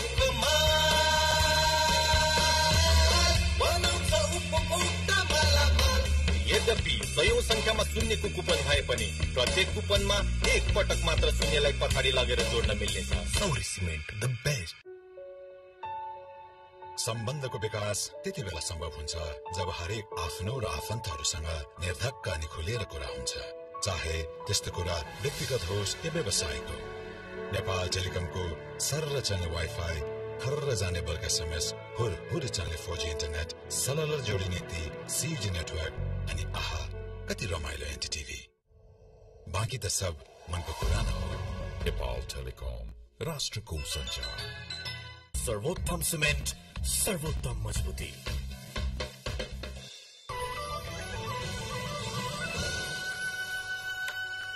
The details now. Results of the November 20 election to the members of the House of Representatives of 33 constituencies have been announced as of now. Among the latest winners, Janata Samajwadi Party's Pradeep Yadav has won the election from Parsa 1 election constituency with 22,535 votes against independent candidate Ajay Kumar Dwivedi, who received 20,917 votes. Maoist Centre's Devendra Paudel won the election from Baglung constituency 2 with 24,779 votes against Manju Sharma of UML, who received 20,180 votes. Ramhari Khatiwada of Nepali Congress won the election for the HOR member with 33,556 votes from Okhaldunga 1.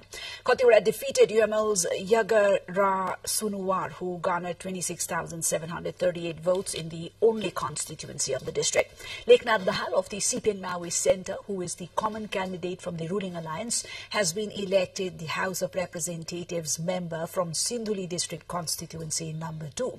Dahal garnered 27,517 votes and won by a margin of 5,830 votes against his closest contender, Manoj Jung Thapa of the CPN UML, who bagged 21,687. Lalbir Chaudhary, independent candidate for the House of Representatives election from the Bardia Electoral Constituency 2, has secured a win by defeating his rival from the ruling alliance by 136 votes. The 67-year-old independent candidate obtained 26,520 votes against 26,384 by Suresh Pantha of the CPN Maoist Centre. CPN UML candidate Gokarna Raj Bishta has won the election to the member of the House of Representatives from Gulmi constituency 2. Bishta garnered 28,485 votes. His closest contender, Ram Kumari Jhakri of the CPN UML Ram Kumari Jhakri of CPN Unified Socialist got 26,441 votes.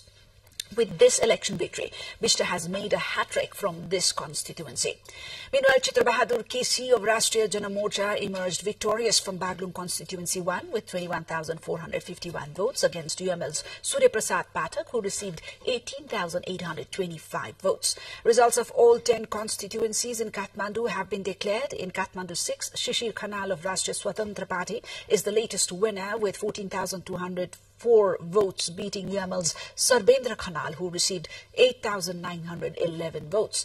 As of the latest results, Nepali Congress's candidate Rajendra Kumar Kesi of HOR election from Kathmandu constituency number 10 claimed victory by getting 14,458 votes. With this win, Nepali Congress's Kesi also made a hat-trick by winning the parliamentary election for 3 consecutive elections. The Rashtriya Swatantra Party bagged yet another constituency by claiming victory in Kathmandu constituency number 7. Candidate Ganesh Parajuli won by receiving 8,743 votes. Parajuli's nearest rival, Shyam Kumar Ghimiri of CPN UML, who secured 8,600 votes. Likewise, Biraj Bhakta Shrestha, candidate of Rashtriya Swatantra Party, again won in Kathmandu constituency number 8, defeating his nearest contender Suman Sayami from Hamro Nepali Party. Likewise, Sobita Gautam bagged Kathmandu constituency number 2, defeating his nearest contender Maniram Fuyal of CPN-UML. Gautam carried 15,229 votes, while Fuyal bagged 11,555. Likewise, from Kathmandu constituency number 3, Nepali Congress's candidate Santosh Chalishe emerged victorious, defeating his nearest contender from UML, Krishna Bahadur Rai, with 15,158 votes. Ramesh Rijal of Nepali Congress has won from Parsa constituency number 4, defeating his nearest contender Jalim Mia Mansuri. Hriday Ram Thani emerged victorious from Surkhet 2 with a total of 34,625 votes. Likewise, from Barke constituency 2, RPP's Dhawal Samsher Rana booked his place in the House of Representatives, defeating his nearest contender Muhammad Ishtiaq Rai.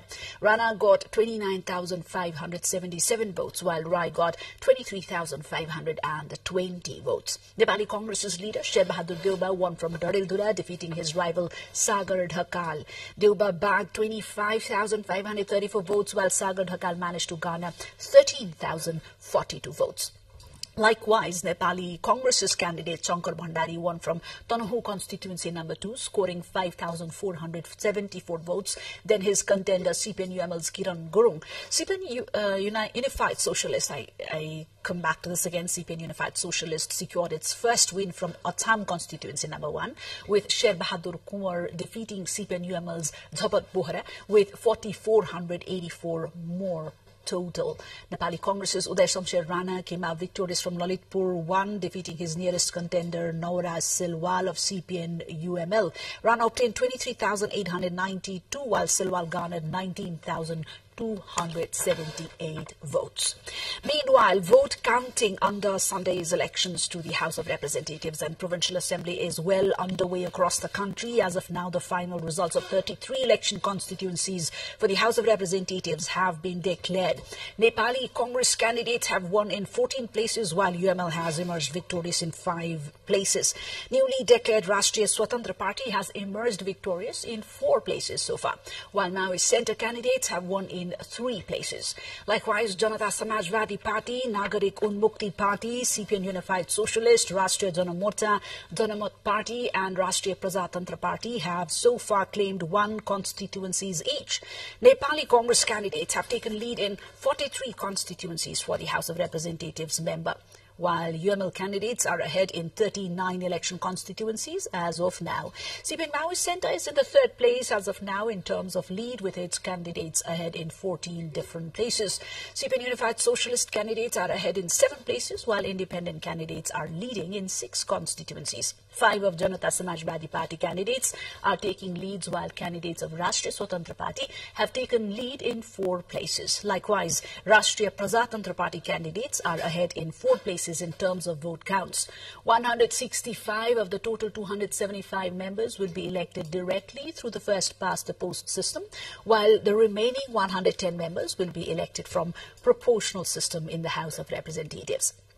A total of 550 members, 330 towards first-past-the-post system and 220 members towards the proportional system are being elected in Provincial Assembly.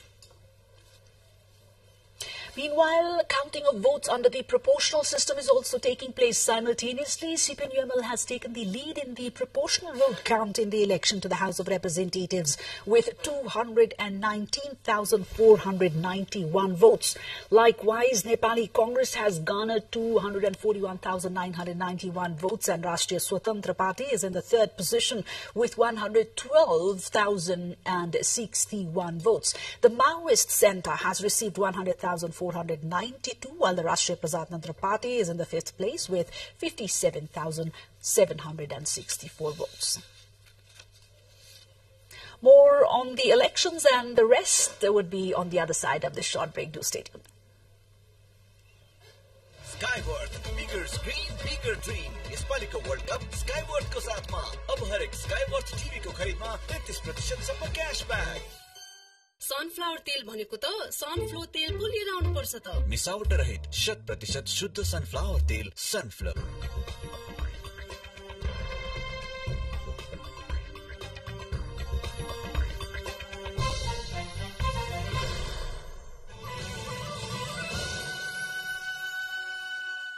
अब 43 र 53 grade सहित होम्सी cement प्रस्तुत छ Jasmine र बदामको तेलको पोषण युक्त लक्स, जसले हरेक स्नान बनाउँछ पोषण युक्त।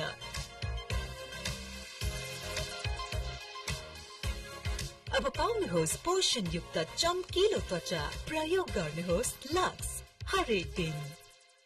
बोरो प्लस एउटा यस्तो क्रिम जो निभाउँछ अनेक रोल्स। बोरो प्लस एउटा यस्तो क्रिम जो निभाउँछ अनेक रोल्स। बोरो प्लस उत्कृष्ट प्राकृतिक तत्त्वहरूबाट बनेको एलोभेराले गर्छ चिल्लोपनमा नियन्त्रण, सुन्तलाले दिलाउँछ डन्डिफोरबाट छुटकारा र गोट मिल्कले तपाईँको अनुहारलाई दिन्छ प्राकृतिक चमक।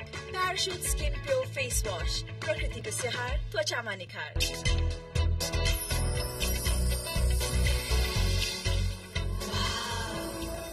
तर तिम्रो कपाल चाहिँ कसरी यस्तो चम्केको? न फिल्टर्स न केमिकल्स, मेरो कपाललाई म दिन्छु डाबर वाटिका स्याम्पूको नेचुरल पोषण। डाबर वाटिका स्याम्पू, ब्युटिफुल नेचुरली। थोरै मात्रै बाँकी छ। मम्मीले सबलाई पालक पनिर दिनुभयो, आफूले चाहिँ कम खानु पर्यो। फेरि खुसुर पुसुर? पालक पनिर कम खानु भयो भने क्याल्सियम र आइरन कहाँबाट पाउनुहुन्छ? कहाँबाट? हाम्रो हर्लिक्सबाट। एक कप हर्लिक्समा छ आयरन जस्तै पालकमा, भिटामिन सी जस्तै ओरेन्जमा र क्याल्सियम जस्तै दुधमा। हर्लिक्स पुरा फिनिश गर्नुस्। तिमीहरू कहिले यति ठुलो भयो? शक्तिशाली होम्सी सिमेन्ट अब 43 र 53 ग्रेड सहित होम्सी सिमेन्ट। केश किङ तेल र स्याम्पू, चारैसम्म तेल पुर्याउँछ। 21 जडीबुटीहरू भएको केश किङ तेल र shampoo. Kesh king, the king of oils. Pokhara जाने बस अझै 1 घण्टा ढिला भएको जानकारी एक घण्टा? क्या बोर यार। Mood Ding Dong.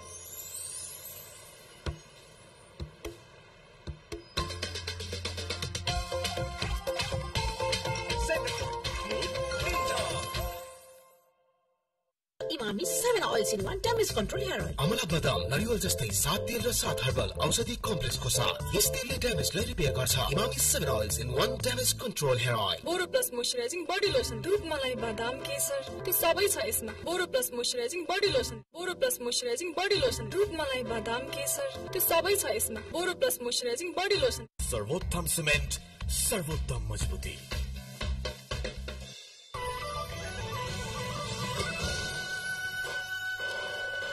Welcome back to the news. Vote counting under the election to be member of the House of Representatives and Province Assembly has started in Mugu district 4 days after the voting was held.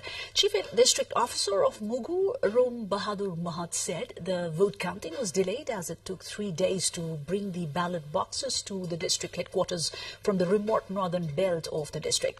Counting in the district started at around 8:30 a.m. today after forging political consensus from the all-party meeting. The voter turnout in Mugu in the Sunday's elections was 26,615. That's about 74.49%. 5 persons died in a jeep accident at Satyavati Rural Municipality in Gulmi district last night. 4 others have sustained injuries in the accident at Kurdara. The accident happened at 2:30 this morning as the jeep on its way to Satyavati from Redi of Gulmi fell off the road after a brake failure. The deceased have been identified as Jhalak Somai, Tika Bahari, or Rahari in fact, Rana Bahadur Sijapati, Milan Taramu, and Jamuna Somai, according to District Police Office, Gulmi. Police said that injured have been rushed to Palga Hospital for treatment. Let's switch to the international front now. At least 7 people are dead after a gunman opened fire at a Walmart supermarket in Chesapeake in the U.S. state of Virginia. A man believed to be the store manager opened fire, then turned the gun on himself and is now dead. The city of Chesapeake earlier tweeted to confirm an active shooter incident with fatalities. Multiple others were injured in the shooting. The attacker's motive remains unclear. Police said the shooting was believed to have happened inside the store and that the suspect acted alone.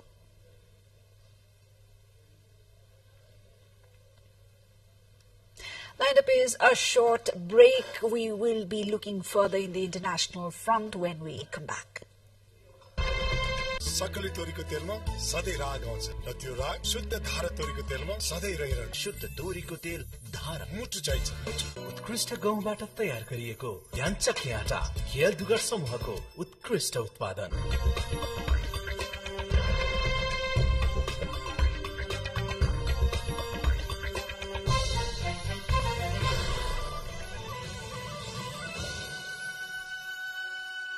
अब 43 र 53 grade सहित होक्सी cement.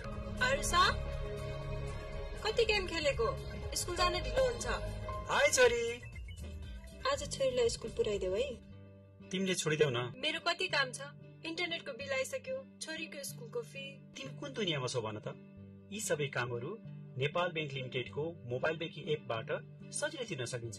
अब हजुर पनि Nepal bank लिमिटेडको app download गरिस्यो। समयसँगै अघि बढ्दै Nepal bank limited, नेपालको पहिलो बैंक। शक्तिशाली होक्सी सिमेन्ट अब 43 र 53 ग्रेड सहित होक्सी सिमेन्ट। सर्वोत्तम सिमेन्ट, सर्वोत्तम मजबुती।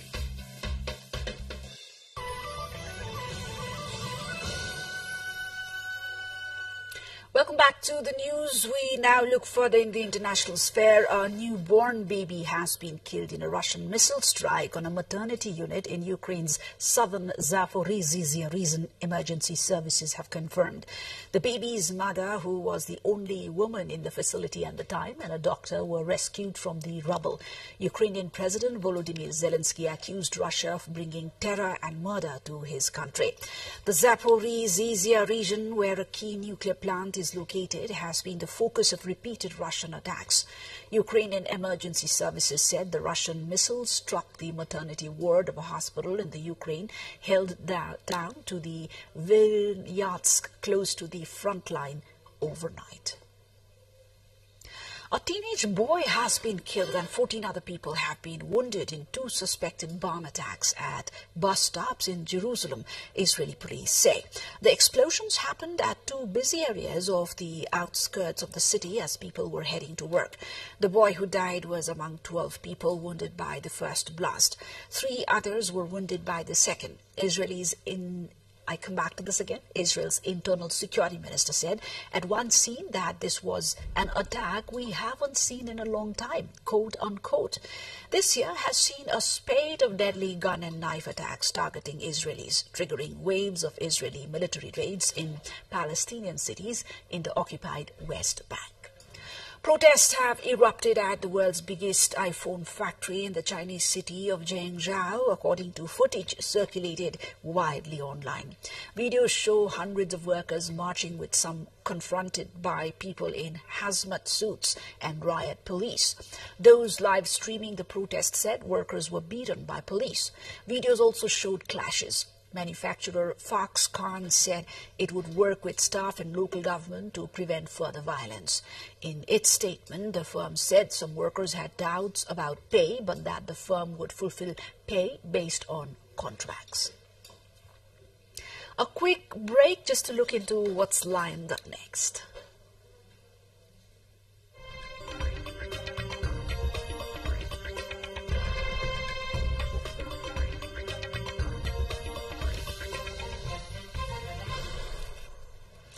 The skies of Saudi Arabia's capital Riyadh were transformed in spectacular style recently as history was made with the world's largest QR code made by drones smashing into the Guinness World Record books. With a staggering 1,346 single multi-rotor drones illuminating the sky, the activation took place to highlight the first ever Saudi electric vehicle brand to launch in the kingdom, Seer, forming various images around sustainability from electric cars to wind turbines to Arabic calligraphy. The major spectacle also formed a scannable QR code linking back to Seer's website. The Guinness World Record-breaking drone display wowed thousands of people who had gathered to watch the event, which took place at the most popular entertainment venue in Saudi Arabia's Boulevard Riyadh city.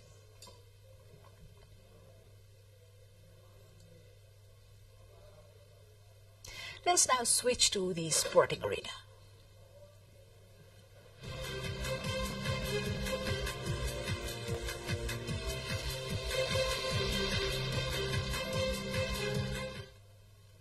Croatia, runners-up 4 years ago, started their World Cup campaign with a goalless draw against a well-drilled Morocco at Al Bayt Stadium. Only 4 players from their final defeat by France in 2018 started this game, and they lacked an attacking spark throughout, but came closest through Nikola Vlasic's toe-poked effort. Morocco were impressive but failed to create clear-cut opportunities. Matches under the Group E and Group F are being held today. Germany will face Japan in Group E match to be held at the Khalifa International Stadium. Likewise, Spain will play against Costa Rica in the match of Group E to kick off at 9:45 MST at the Al Thumama Stadium. In the other match of Group F, Belgium will lock horns with Canada in the match to be held at 12:45 a.m. Thursday, Nepal Standard Time.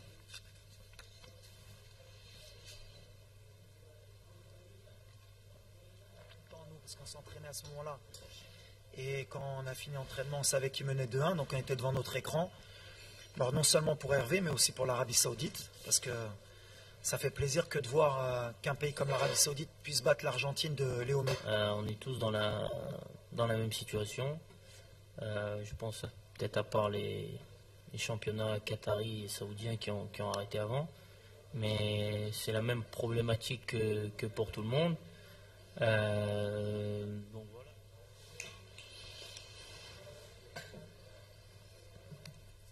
And as we head towards winding up this edition of the news, let's have a quick look at the headlines this hour.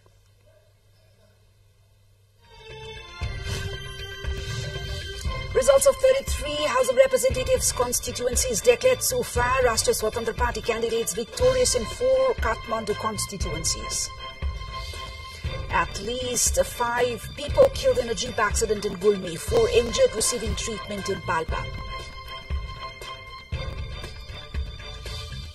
At least 7 people dead after a gunman opened fire at a supermarket in the U.S. state of Virginia. Shooter among the dead. A teenage boy killed in suspected bomb attacks at bus stops in Jerusalem. 14 other people wounded in the twin blasts. And Morocco holds Croatia for a goalless draw in the Group F match of FIFA World Cup. Germany to face Japan, while Spain to face Costa Rica in other matches. Well, the post-voting scenario here in Nepal is pretty much looking like a continuation of so much of skepticism prior to the polling started. And if a few leaders have assimilated this election experience, this entire election experience as a university course, members in the public, majority of the members in the public say or look at it as a wave for change. And yes, of course, several hypotheses are making rounds, and amid this, we take a moment to get some expert perspectives and insights over what to anticipate in the political course and sphere here in Nepal. And for this, let me connect you to our appendage studio, our editor Devendra Subedi, who speaks to seasoned journalist and expert Pratik Pradhan. Devendra, over to you. Thank you so much, Sivani. Hello and welcome to all our viewers. Nepal Television's continuous coverage of election to the House of Representatives and Province Assembly 2022 continues here live on Nepal Television. The election results are trickling in and the scenario is getting clearer by the hour. And I'm privileged to have in our studios at this moment senior journalist, political commentator Pratik Pradhan. Welcome to our show, Mr. Pradhan. Thank you for having me, Devendra. Mr. Pradhan, the results are trickling in slowly but definitely showing a certain future towards which we are moving on. What's your initial estimation of the results that are initially coming in? As we have all seen that so far the election results have shown that Nepali Congress is going to be the largest party, but not at as much as they wanted or as much as they expected. And CPN UML which said that it would be garnering more than 2/3 majority, so on and so forth, they claimed. But they are going to become the second largest party. But unlike what it was supposed that because of the coalition between the this democratic coalition, many people thought that the UML would not be getting as many seats as they are supposed to get it now.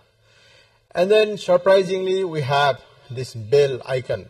Yes, some of the new parties emerging. The new party led by a journalist, and the many young people have already won from that party, and that party, after the the voting of proportional election as well, after counting of the proportional voting, that party might emerge as the third largest party. So it is in a way a surprise for many, and for many voters a kind of a joy, because those people, the voters, they had already shown, they had already given a signal to the largest political parties that we are not going to vote for you. We are going to vie for new people. We don't like your attitude. We don't like your activities. We don't like you. So, but the largest political parties, they didn't take the cue. They didn't get the signal from the voters. Yeah. But ultimately, voters have shown what it is. And then, so, Mr. Brother, are you surprised that the leaders did not take the cue, but the number of proportional votes that we have so far seen, that have been counted, do not signal that people are apathetic towards the parties, or they're not voting the parties? So do you mean to say that the candidates they are not happy with? Exactly. Basically, people are saying that if the political parties behave well, if the political parties give the good candidates, if the political parties are against, this kind of all kind of confusion in the society, and there are so many problems to the people because of the poverty, because of the lack of job opportunities, there are so many social ills and other problems and the developmental ills and everything. So people have been questioning the same thing. What have we got from democracy? What have we got from republicanism? What have we got from all these new setup systems that we have experienced from our latest constitution? So people have been questioning, but the big leaders, they have been thinking that people are always with us, and they always say the same thing. Look at the proportional vote. Okay. Look at the votes in the local elections. If you count all the votes, then people are still with us. They have that mentality. So what we can say is that the people who are on the fringe, those people are now making a significant number to change the voting pattern, at least to change the result. It's not that everybody has just changed their course of action, but some people there are on the wall who have just changed the border or crossed the border. Actually. This is just the second parliamentary election after we adopted the new constitution, Federal Republic Constitution, Democratic Republican, this constitution. And the very second parliamentary election, this apathy towards the leaders, what do you make out of this from the people? In a way, I'm really happy by the pattern the people have voted. Because if you look at it, of course, there are some senior leaders who have easily won. Yeah. They're in the fray in their constituencies. But majority of the newcomers, they are giving a tough competition to the old ones. So those old people, who are those people? Those people are, have got name for their incompetence, corruption, nepotism, favoritism, all those things, Yeah. And now people have said that, okay, we don't want you. That means not everybody, as I told you already also. Those people who are on the press, the pattern is moving. It's not that the whole thing has moved, but the pattern has been changing. And it's for the good. As you asked me, how do you see it? I see it's for the good. Now, the emergence of new parties, especially the Rashtriya Swatantra Party, led by a former journalist, as we should be looking at these results as a surprise to you, or it was expected? In fact, during the local elections few months back, we were really surprised by the emergence of Mr. Balen Shah, who overwhelmingly became the mayor of Kathmandu city. But after that result, during that result, we never thought that the balance would be that big, or the independent candidates could be so big. But after that result, people could not say that, okay, no, new candidates are not coming, or new people, young people, and new party would not be emerging as victorious. We were thinking that maybe something of that kind would happen. But that did not happen in the early stage. That did not happen even until the late stage. But in a few days' time, like just 2-3 days' time, people started making their mind. When people started making their minds, they started saying that we don't want to vote the same old faces. They started changing their preferences. And that's how it happened, I believe. So the emergence of Balin was a cue to the new parties. Should have been the cue. Was it too late? Because the period from the emergence of Balin to the parliamentary election was not a long one. So had this been a longer period, let's say the new parties, new candidates, renowned people, popular people, let's say, those who represent the younger generation, had they prepared for this for a longer period of time, would this be their best opportunity? I believe it's not because of the young people who have who have been elected or who have come to the fray. It's because of the apathy of the people towards the older generations. So it's not about what the new generation people have done. If you look into this Rashtriya Swatantra Party, if you look into the candidates who have won, they were not very popular. They had not done much. They are all young and new, fresh faces. Politically unknown people. Politically unknown people. Of course, some of them had worked on social issues, the Govinda Kesi issue and all that, but they were not that popular. So it's not because of their popularity the people have voted for them. It's because of the apathy. It's because of what has been going on into the country. It is because people think that if you go to any government offices, you don't get what you want. You know this is your right, but they don't get their right. The issue is the delivery. The government is very poor on delivery, and the government is very poor on rule of law. So people really hated it, and they were just waiting for the election to show it to the government, and they showed it. But the way it would have been shown, as per we are saying, like the apathy was very high. They were not satisfied with the delivery of the leaders. But this was the opportunity for the new force to emerge. But as I said, this has been only seen in urban areas. Basically, for example, if we take the results of Kathmandu, the metropolis, the capital city, 4 of the 10 constituencies, the new party candidates have emerged victorious. So is it a failure from their part to penetrate to the folks outside the urban areas, the rural folks? I think it's kind of the change of psyche, social psyche is also kind of a bandwidth. If the bandwidth is a large bandwidth, then the change comes first. Initial changes, and then slowly the other changes would come. So as I said, that the initial flicker of the change came from the local elections of Balin. And then now there are not only in Kathmandu but in Chitwan and other places also new candidates are coming up. Not only Swatantra Party, other independent candidates are also winning.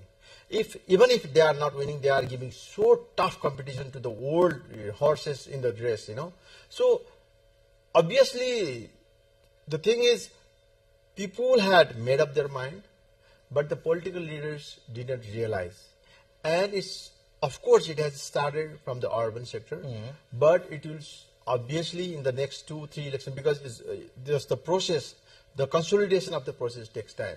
Are you hopeful that this will, translate, as you said, the change takes gradually from the urban areas to the rural areas, be it whatever, be it infrastructure, be it politically, the thought process also takes time. But are you hopeful? Because what we have seen in the subcontinent, in the subcontinent, is the emergence of new power is normally like a wave once at a time. Or even in our country, when the Maoists, the then Maoist rebels enter parliamentary politics, and the very first election showed that people really wanted them. But gradually that degenerated, if we can use that word. So would this continue in the earlier election, or this was the only opportunity for this particular party or new candidates to emerge? It all depends on how the new political party, how the new leaders would behave. basically what I have seen from my perspective is that Nepali people are all for democratic values and principles and rule of law. So these people, when they voted the Maoists overwhelmingly in the first Constituent Assembly election, they thought that the Maoists had really come into the democratic process very well. But they realized by the time when we could not draft our first constitution from the first Constituent Assembly, they realized that the Maoists are not really for democracy.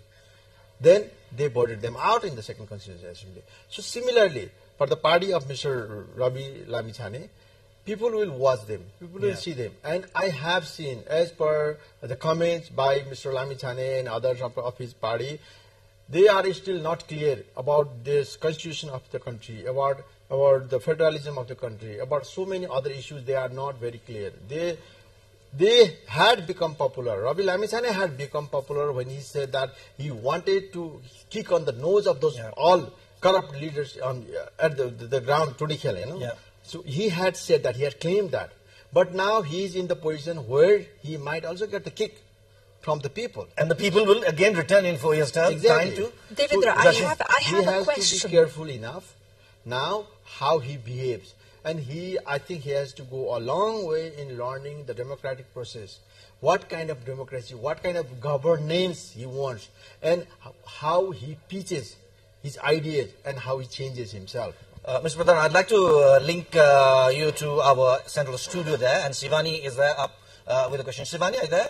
Yes, Devendra, I indeed have a question. Mr. Pradhan, I really took note of how you say that the change that has come by, or apparently how it looks at the moment, is good, and coming out of this euphoria that's prevailing in Nepal at the moment.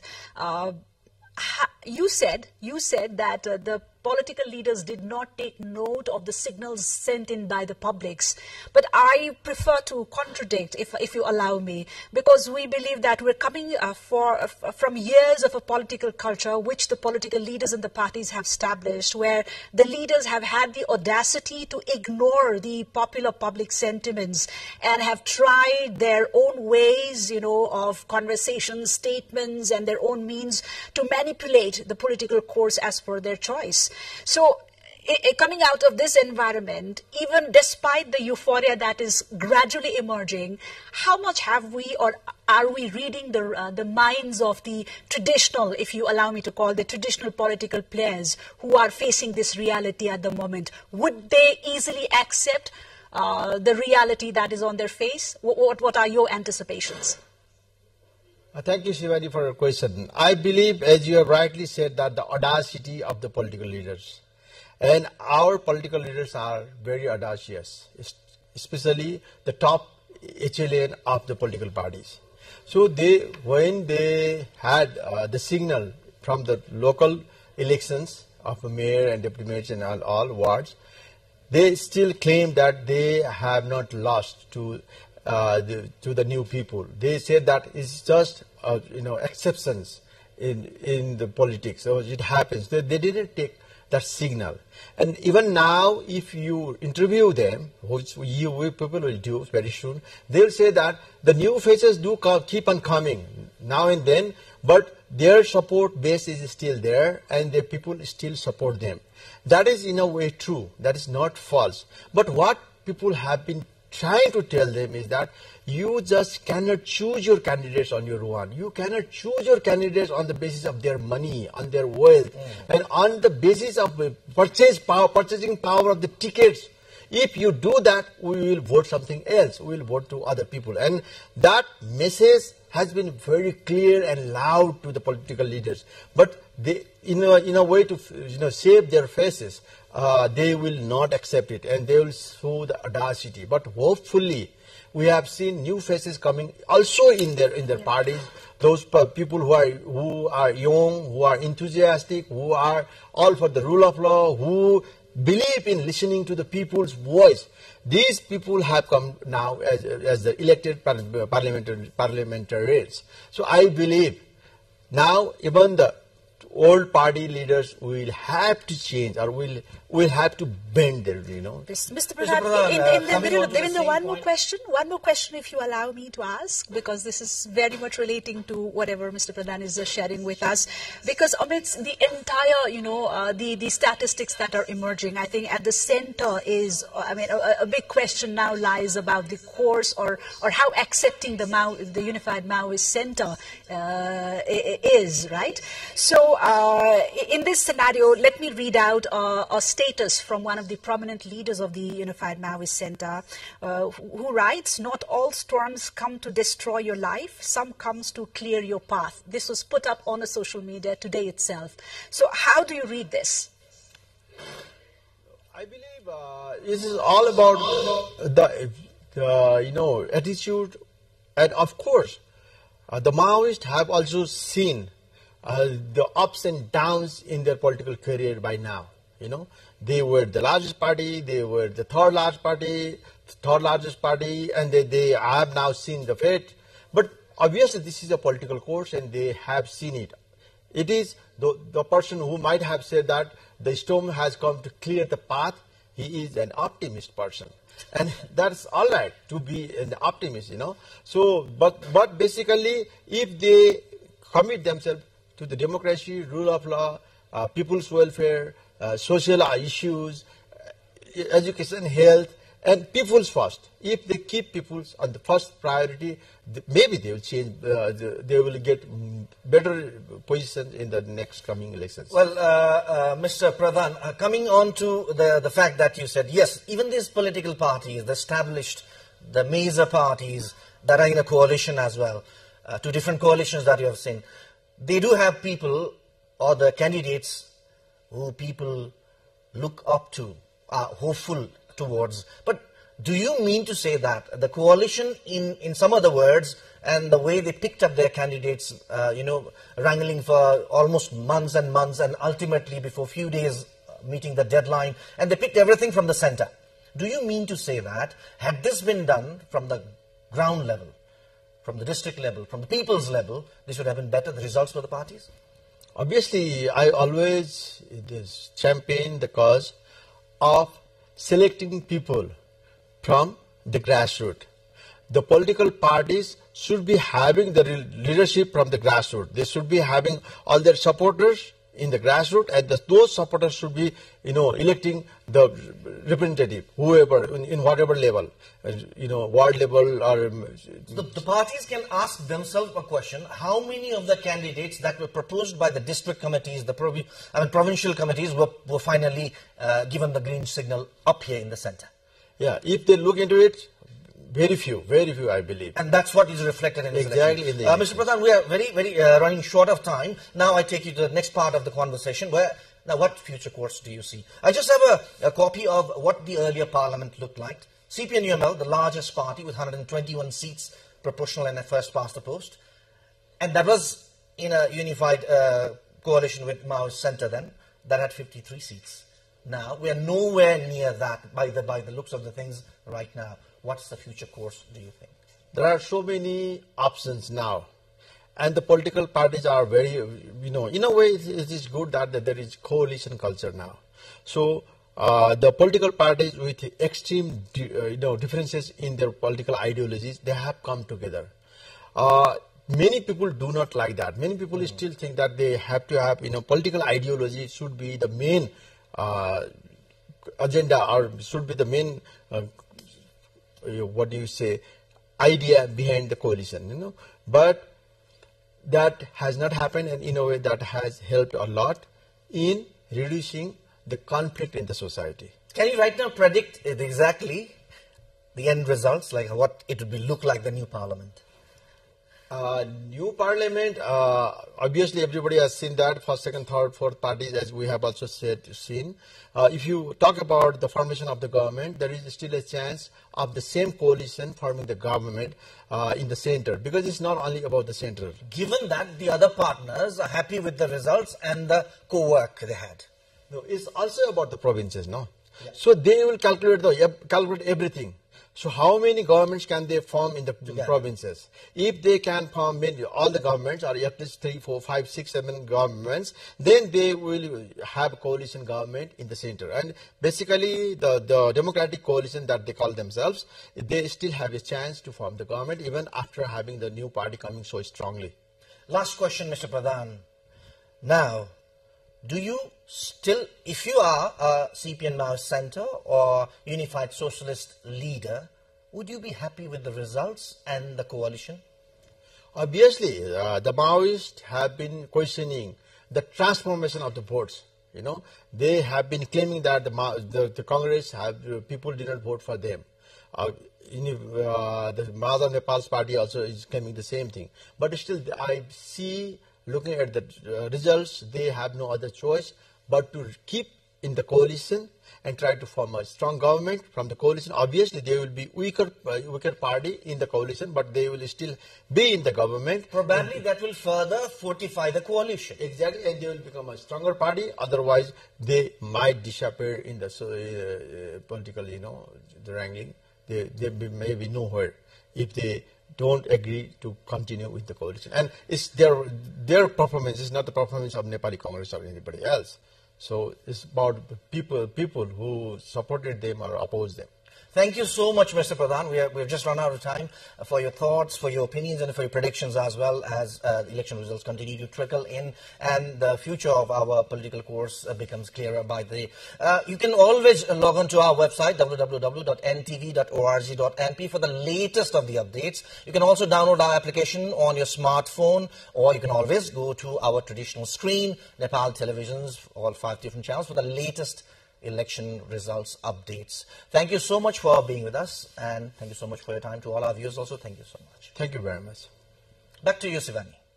Thank you, Devendra. Thank you so much for those insights and perspectives, and thank you to Mr. Pradhan as well. This was our effort to give you some food for thought, because the figures that is pouring in from the vote counting, in fact, that's quite underway across the country, has been given a lot of food for thought as well as calculation for the enthusiast, and certainly a lot of food for hypotheses which are making rounds.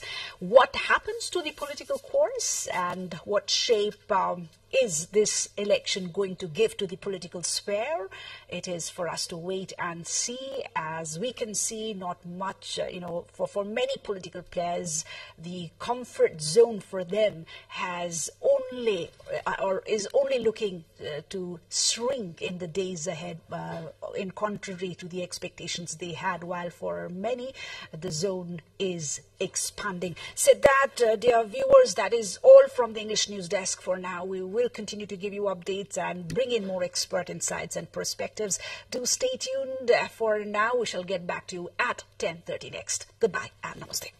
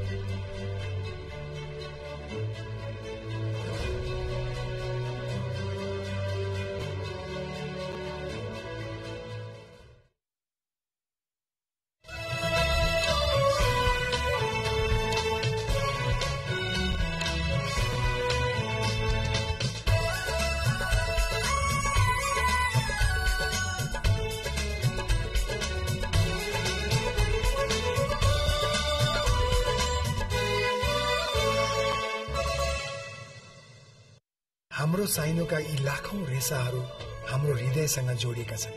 हाम्रो खुसीसँग, हाम्रो श्रद्धा र सेवासँग, हाम्रो मेहनत र अभिलाषासँग। हाम्रो साइनोको रातो रङ मिठो छ, गुलियो छ। यस्तै थियो र यस्तै छ। त्यसैले त मजाको मुस्कान लिएर भन्न मन लाग्छ, तपाईँ हुनुहुन्छ र त हामी छौं। त्यसैले त गर्व गरेर दोहोऱ्याउन मन लाग्छ। आइएमै गरौँ। जय साहब, अलिकति खाना राख्नु हजुरलाई। पुग्यो मम्मी। तल राख्नु नानी। मलाई पनि पुग्यो मम्मी।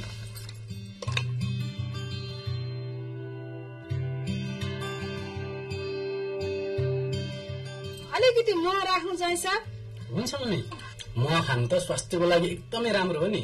अझै सकेदेखि दिनहुँ 1 चम्चा खानु झन् बेस।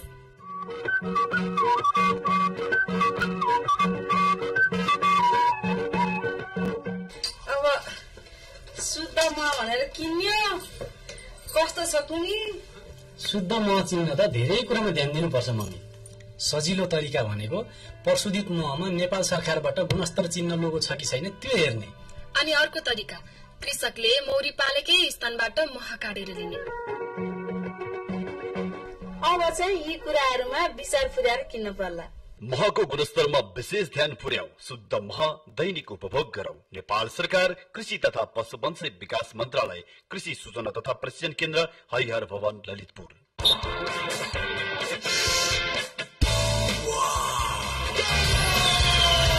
क्विक मसला करी कमाल। सुप्रसिद्ध सावित्री कञ्चनजङ्घा अगरबत्तीले लिएर आएको छ 12 इन्च लामो काटीमा राहत, रिलिफ र आराम। Citronella incense sticks. अब डेंगू र मलेरिया जस्ता रोगहरूबाट हरेक घरमा सुरक्षा र सुगन्धका साथै आरामको निन्द्रा, राहत, रिलिफ र आरामको प्रयोग गरी सुरक्षित बनाऊ र बनाऊ। सुन्दर देखिनको लागि के चाहिन्छ? डिजाइनर लुगा, यी गहनाहरू? दुवै होइन, सुन्दरता आउँछ भित्रबाट। जय हनी एन्ड आलमन्ड बडी लोसनबाट। यसमा छ मह र बदाम, जसले दिन्छ तपाईको त्वचालाई पोषण बिना चिपचिप। Jai honey and almond advance nourishing body lotion. Jai, beautiful by nature. मेरो हजुरबा दीर्घ रोगी हुनुहुन्छ। उहाँको सुरक्षाको लागि हामीले खोपको पूर्ण मात्रा लिएका छौँ। कोभिड-19बाट म र मेरो आफन्तलाई सुरक्षित राख्न मैले खोपको सबै मात्रा लिएकी छु। खोप लगाएपछि म कोभिड-19सँग अझ बढी लड्न सक्छु। वैदेशिक रोजगारीमा जानको लागि क्युआर कोड चाहिने रहेछ, त्यसैले मैले खोपको पूर्ण मात्रा लिइसकेँ। मैले त खोपको महत्त्व बुझेर सबै मात्रा लगाइसकेको छु। बुस्टर डोजले मेरो रोगसँग लड्ने क्षमता अझ बढेको छ।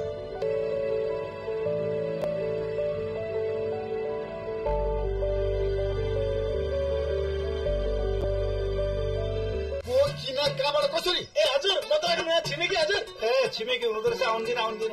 नमस्कार हजुर। नमस्ते। हामी चाहिँ तपाईँको 1 महिनाको छिमेकी हजुर। कस्तो 1 महिनाको छिमेकी? यो तपाईँको घर पछाडि जुन नयाँ घर बन्दैछ नि, 1 महिना बसाइ त्यही हुने भयो, त्यही भएर 1 महिनाको छिमेकी हजुर। वाइफाईको पासवर्ड माग्न आएको हजुर हामी त। कस्तो अप्ठ्यारो सहयोग हुनु भयो तपाईँले त। तपाईँहरू सोधिसकेपछि स्पेस लोड नहुने गरी चलाउने हो हामी त। राति 10 बजेपछि मात्र चलाऊ है त। आफ्नो घरको वाइफाईको पासवर्ड अरूलाई दिनु हुँदैन हजुर। मैले पहिले ड्युटी गरेको घरमा कहाँबाट वाइफाईको पासवर्ड फेला पारेछन्। इन्टरनेटबाट के गरेर पछि कत्रो लफडा पर्यो हजुर। दिन हुँदैन है हजुर, हुँदैन दिन।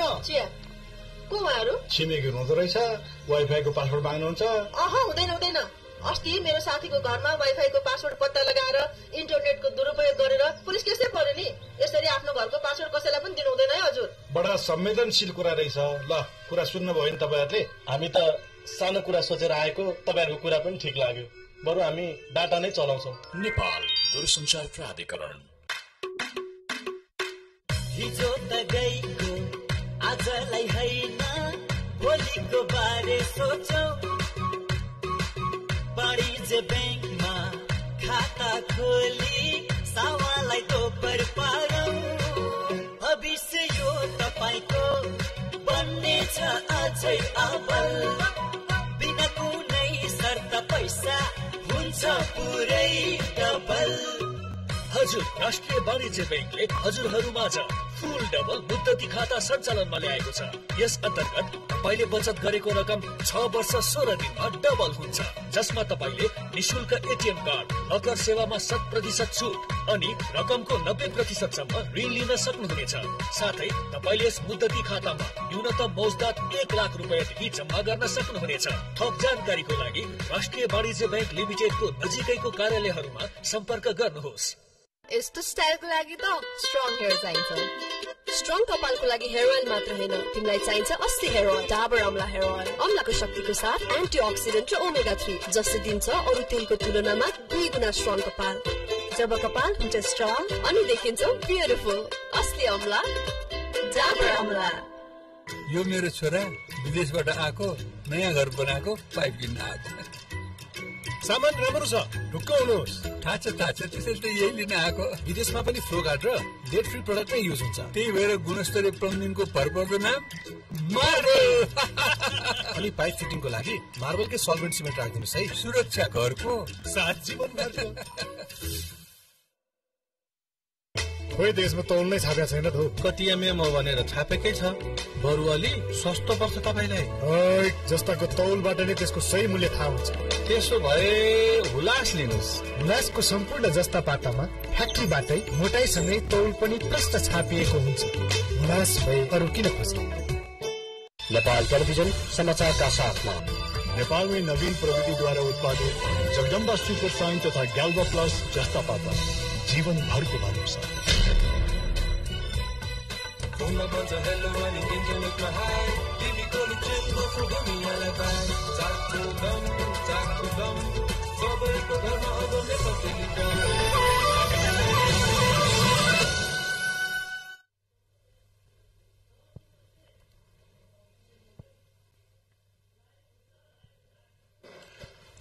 नमस्कार, एनटीभी न्यूजको समाचार बुलेटिनमा स्वागत छ। म सालिक सुवेदी। समाचार सुरु गरौं प्रमुख खबरबाट।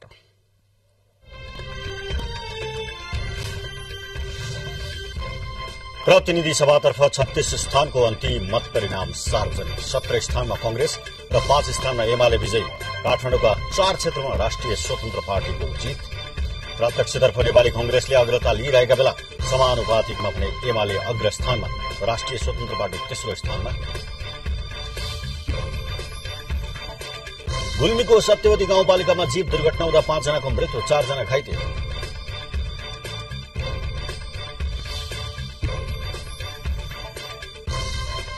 भर्जिनियाको वालमार्टमा भएको गोलीकाण्डमा कम्तीमा 10 जनाले ज्यान गुमाए, कैयौं घाइते।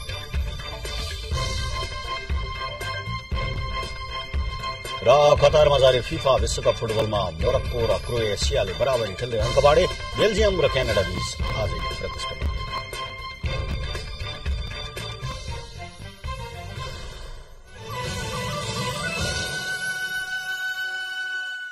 अब 43 र 53 ग्रेड सहित होंसी सिमेन्ट, शक्तिशाली होंसी सिमेन्ट। अब 43 र 53 ग्रेड सहित होंसी cement. So you get sensitivity when those nerves deep down in the tooth have come alive and you get that uncomfortable sensation. I always recommend Sensodyne. And I've had people coming back to me saying it's made a difference. It works. चौरी सिमेन्टको हरेक 50 बोराको खरिदमा 1% coupon प्राप्त गरी हात खाली नजाने रु 500 देखि रु 10,000 सम्मको कुपन स्क्रैच गरी नगद प्राप्त गर्नुहोस्। साथै शून्याङ्क उल्लेखित कुपन प्राप्त गरी आफ्नो कुपनमा भएको रकम पछाडिको शून्य थप गरी रु 1 लाख सम्म नगद प्राप्त गर्नुहोस्। शून्य कुपनमा बनाउँछ उपभोक्ता मालामाल। यद्यपि सयौं संख्यामा शून्यको कुपन भए पनि प्रत्येक कुपनमा एक पटक मात्र शून्यलाई पछाडि लगेर जोड्न मिल्नेछ। सौरी सिमेन्ट द बेस्ट। मेरो टार्गेट स्कुल च्याम्प बन्ने। मेरो चाहना मेरो परिवारको इच्छा पूरा गर्नु हो। म दिन्छु विवा मेरो परिवारलाई हरेक दिन। मेरो आमा नै मेरो सबै थप्नु। विवा शुभ दिनको सुरुवात। शक्तिशाली होंसी सिमेन्ट। अब 43 र 53 ग्रेड सहित होंसी सिमेन्ट।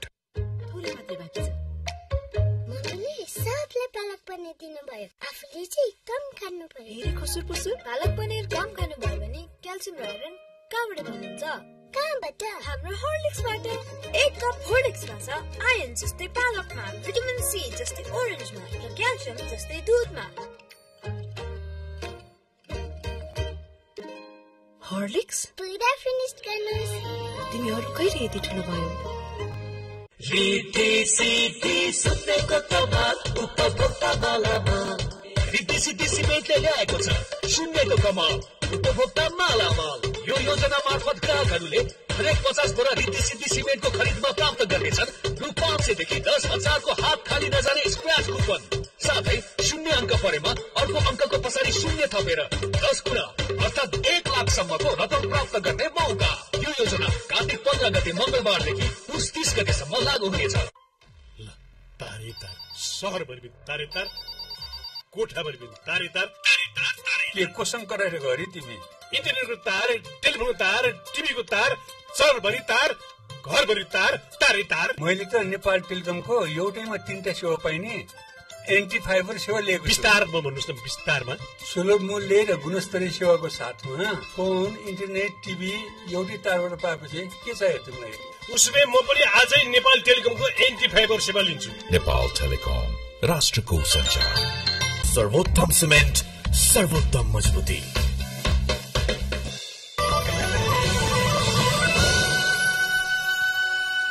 समाचार अब विस्तारमा प्रतिनिधि सभाको प्रत्यक्ष तर्फको 37 स्थानको अन्तिम मत परिणाम सार्वजनिक भइसकेको छ 165 वटा फर्स्ट पास्ट द पोस्ट पहिलो हुने निर्वाचित हुने प्रतिनिधि सभाको प्रत्यक्ष तर्फको निर्वाचन क्षेत्रमध्ये 36 क्षेत्रको चाहिँ निर्वाचनको मत परिणाम सार्वजनिक भइसकेको छ जस अनुसार पछिल्लो विवरण अनुसार 17 स्थानमा नेपाली कांग्रेस विजयी भएको छ 5 स्थानमा एमाले विजयी हुँदा राष्ट्रिय स्वतन्त्र पार्टी 4 स्थानमा विजयी भएको छ 4 स्थान नेपाली राष्ट्रिय स्वतन्त्र पार्टी काठमाडौँमा विजयी भएको हो नेकपा माओवादी केन्द्र 3 स्थानमा विजयी भएको छ भने यसैगरी नागरिक उन्मुक्ति पार्टी नेकपा एकीकृत समाजवादी राप्रपा र एक स्थानमा विजयी भएको छ अहिलेसम्मको स्थिति हेर्दाखेरिमा भने पछिल्लो मत परिणाम अनुसार ओखलढुङ्गाबाट रामहरि खतिवडा नेपाली कांग्रेसका उम्मेदवार विजयी हुनुभएको छ हामीले पृष्ठभूमिमा देखाइसकेका छौं काठमाडौँ क्षेत्र नम्बर 4 बाट नेपाली कांग्रेसका गगन थापा निर्वाचित हुनुभएको छ यसैगरी 5 मा नेपाली कांग्रेसकै प्रदीप पौडेल पनि निर्वाचित हुनुभएको छ त्यस्तै बागलुङका 2 वटा क्षेत्रबाट माओवादी केन्द्रका बागलुङको 2 नम्बर क्षेत्रबाट माओवादी केन्द्रका देवेन्द्र पौडेल विजयी हुनुभएको छ उहाँ शिक्षा मन्त्री पनि हुनुहुन्छ यस्तै बागलुङ क्षेत्र नम्बर 1 बाट राष्ट्रिय जनमोर्चाका अध्यक्ष एवं भूतपूर्व उप प्रधानमन्त्री चित्रबहादुर केसी विजयी हुनुभएको छ यसैगरी काठमाडौँ क्षेत्र नम्बर 9 बाट नेकपा एमालेका कृष्णगोपाल श्रेष्ठ विजयी हुनुभएको छ र चाहिँ काठमाडौँ क्षेत्र नम्बर 2 बाट शोभिता गौतम विजयी हुनुभएको छ 3 बाट सन्तोष चालिसे नेपाली कांग्रेसका उम्मेदवार विजयी हुनुभएको छ शोभिता गौतम राष्ट्रिय स्वतन्त्र पार्टीबाट हुनुहुन्छ भने काठमाडौँ क्षेत्र नम्बर 10 बाट राजन केसी नेपाली कांग्रेसका उम्मेदवार विजयी हुनुभएको छ भने काठमाडौँ क्षेत्र नम्बर 1 बाट नेपाली कांग्रेसका प्रकाशमान सिंह विजयी हुनुभएको छ यसैगरी नेकपा एमालेका योगेश भट्टराई पनि प्रतिनिधि सभा सदस्यमा निर्वाचित हुनुभएको छ उहाँ ताप्लेजुङबाट 21,943 मत ल्याएर विजयी हुनुभएको हो उहाँको निकटतम प्रतिद्वन्दी माओवादी केन्द्रका खेल प्रसाद बुढा छेत्रीले 21,733 मत प्राप्त गर्नुभयो बडो मत डिफरेन्स चाहिँ थोरै नै छ काठमाडौँको क्षेत्र नम्बर 6 बाट राष्ट्रिय स्वतन्त्र पार्टीका शिशिर खनाल विजयी हुनुभएको छ उहाँका निकटतम प्रतिद्वन्दी नेकपा एमालेका सर्वेन्द्र खनाल हुनुहुन्थ्यो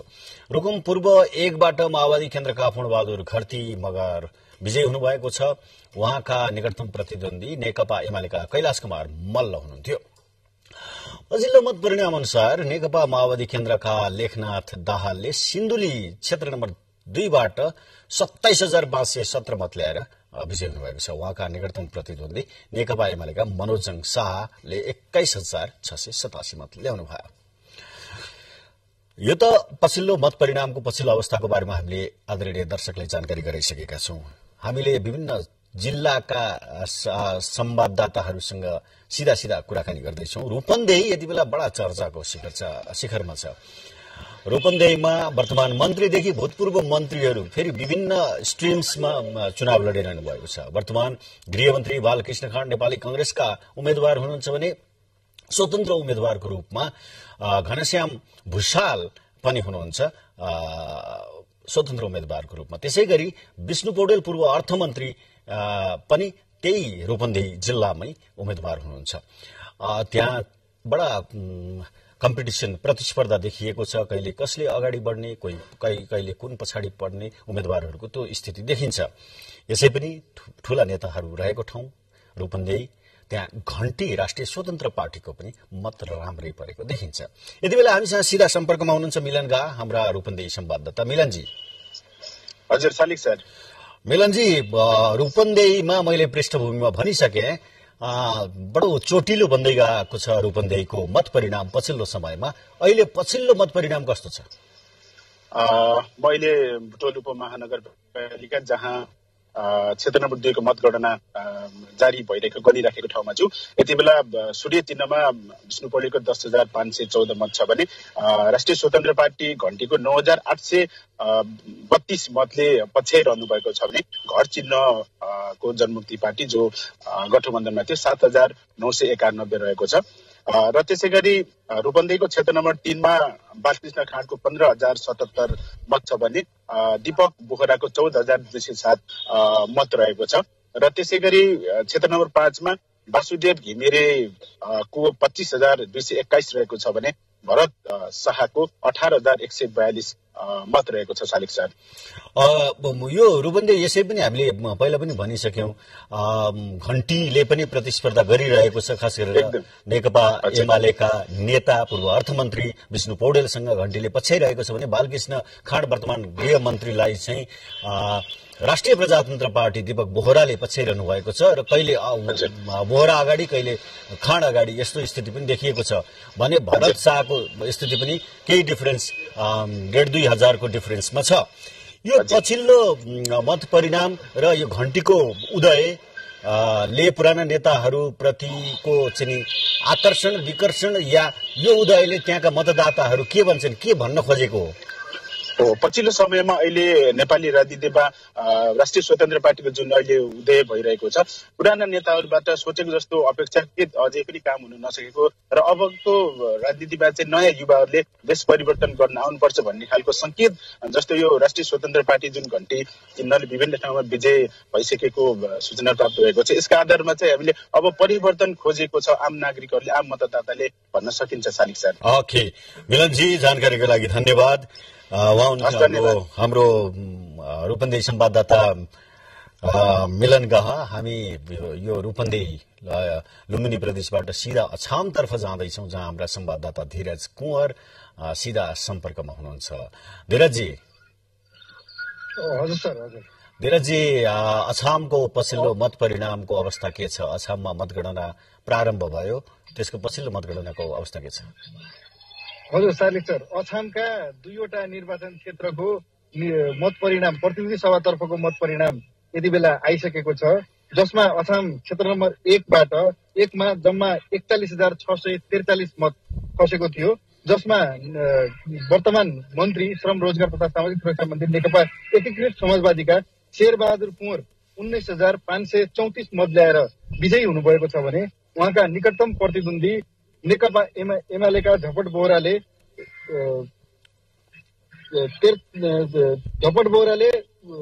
7,811 मत ल्याउनु भएको छ।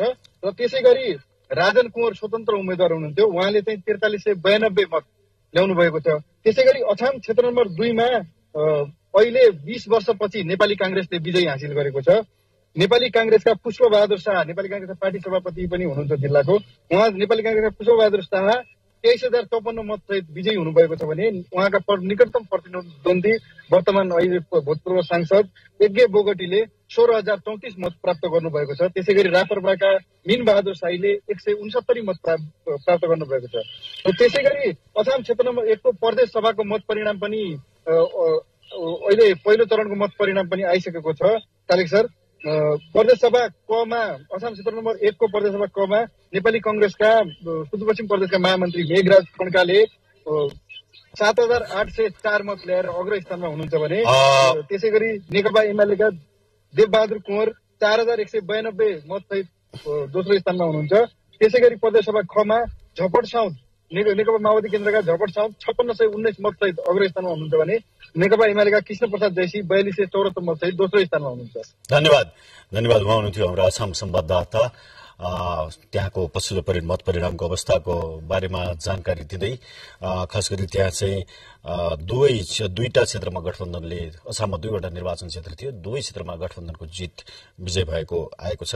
वर्तमान श्रम मन्त्री शेरबहादुर कुँवरले जित हासिल गर्नुभएको छ भने त्यहाँका पार्टी सभापति पुष्प बहादुर शाहले पनि जित हासिल गर्नुभएको छ। यो करिब 20 वर्षपछि यो जित आएको हो भन्नुभयो।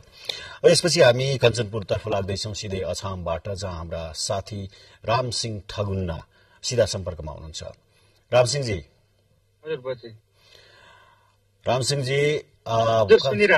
कञ्चनपुरको पछिल्लो मत परिणामको अवस्था के छ? कञ्चनपुर जिल्लामा अहिले चाहिँ खास गरी चाहिँ एउटा प्रतिनिधि सभा र 2वटा प्रदेश सभाको मतगणना सम्पन्न भइसकेको छ र खास गरी कञ्चनपुर जिल्लाको क्षेत्र नम्बर 3 अन्तर्गत प्रतिनिधि सभामा नेपाली कांग्रेसका रमेश लेखक 30,523 मत ल्याएर विजयी हुनुभएको छ र उनका निकटतम प्रतिनिधि नेकपा एमालेका निरुदेवी पालले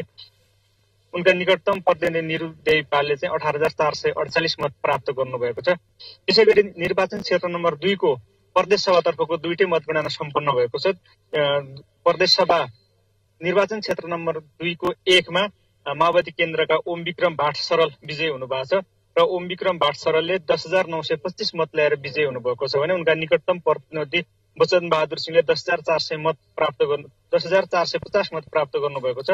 त्यसै गरी क्षेत्र नम्बर 2 को 2 मा नेपाली कांग्रेसका बहादुर सिंह थापा 10,668 मत ल्याएर विजयी हुनुभएको छ भने उनका निकटतम प्रतिद्वन्दी एमालेका कृपाराम राणाले 8,442 मत प्राप्त गर्नुभएको छ र बाँकी चाहिँ गणना भइराखेको छ। अहिले निर्वाचन क्षेत्र नम्बर 2 को प्रतिनिधि सभामा नेपाली कांग्रेसका एनपी सौत अहिले पनि अग्रपंक्तिमा हुनुहुन्छ। उहाँले चाहिँ 20,474 मत ल्याएर अग्रपंक्तिमा हुनुहुन्छ भने उहाँलाई चाहिँ एमालेका नरबहादुर धामीले 16,260 मतले पछ्याइराख्नु भएको छ। त्यसै गरी निर्वाचन क्षेत्र नम्बर 1 मा भने एमालेका तारा लामा तामाङ नै अग्रपंक्तिमा हुनुहुन्छ। उहाँले चाहिँ 11,409 मत ल्याएर अगाडि हुनुहुन्छ भने माओवादी बिना मगरले 7,408 मत ल्याएर उहाँलाई पछ्याइराख्नु भएको छ।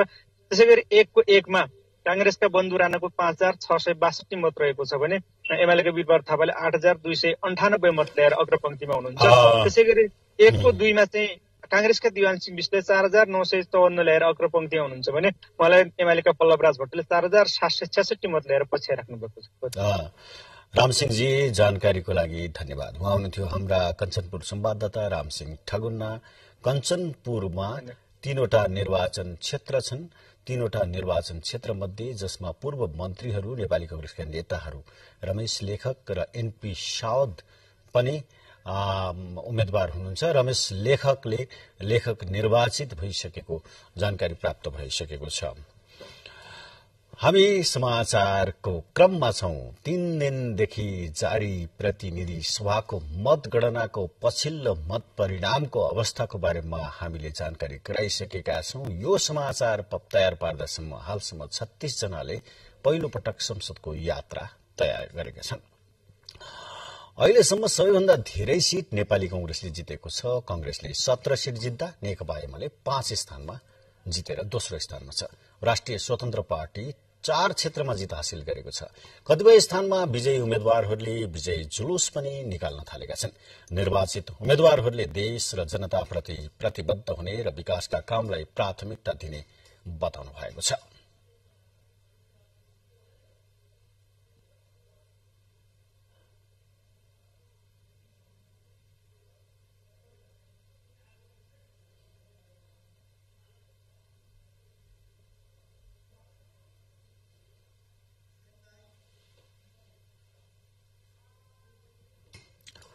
समाचारको क्रममा अब विज्ञापन। बिगर ड्रीम यसपालिको वर्ल्ड कप स्काईवर्ल्डको साथमा अब हरेक स्काईवर्ल्ड टिभीको खरिदमा 33% सम्म क्याशब्याक। सनफ्लावर तेल भनेको त सनफ्लो तेल पो लिएर आउनुपर्छ त। मिसावट रहित 100% शुद्ध सनफ्लावर तेल सनफ्लावर।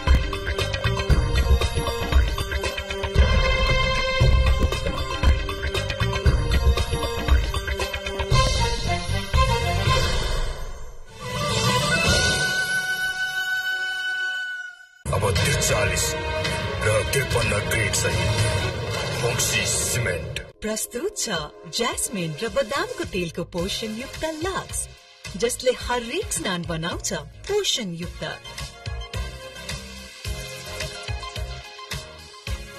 अब पाउनुहोस् पोषण युक्त चम्किलो त्वचा, प्रयोग गर्नुहोस् लक्स हरेक दिन। मोरो प्लस एउटा यस्तो क्रिम जो निभाउँछ अनेक रोल्स। मोरो प्लस एउटा यस्तो क्रिम जो निभाउँछ अनेक रोल्स। मोरो प्लस उत्कृष्ट प्राकृतिक तत्वहरूबाट बनेको एलोभेराले गर्छ चिल्लोपनमा नियन्त्रण, सुन्तलाले दिलाउँछ डन्डीफोरबाट छुटकारा र गुड मिल्कले तपाईँको अनुहारलाई दिन्छ प्राकृतिक चमक। Parachute skin pure face wash, प्रकृतिको स्याहार त्वचामा निखार।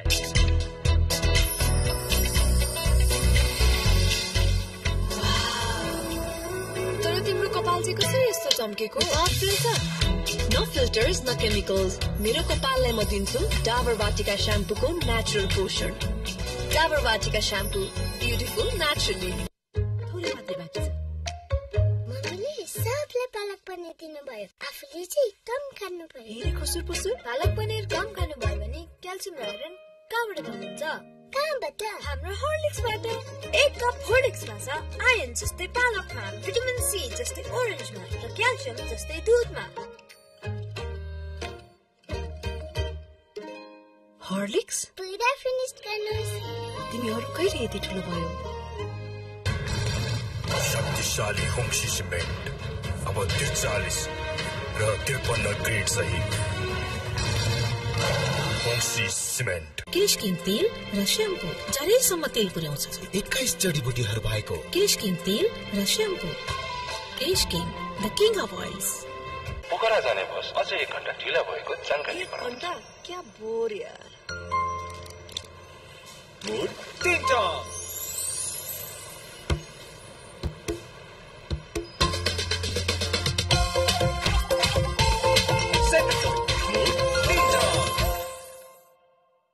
Emami 7 oils in 1 damage control hair oil। अमला बदाम नरिवल जस्तै 7 तेल र 7 हर्बल औषधि कम्प्लेक्सको साथ यस तेलले ड्यामेजलाई रिपेयर गर्छ। Emami 7 oils in 1 damage control hair oil। Boro plus moisturising body lotion, दुध मलाई बादाम केसर त्यो सबै छ यसमा। Boro plus moisturising body lotion, Boro plus moisturising body lotion, दुध मलाई बादाम केसर त्यो सबै छ यसमा। Boro plus moisturising body lotion. सर्वोत्तम सिमेन्ट, सर्वोत्तम मजबुती।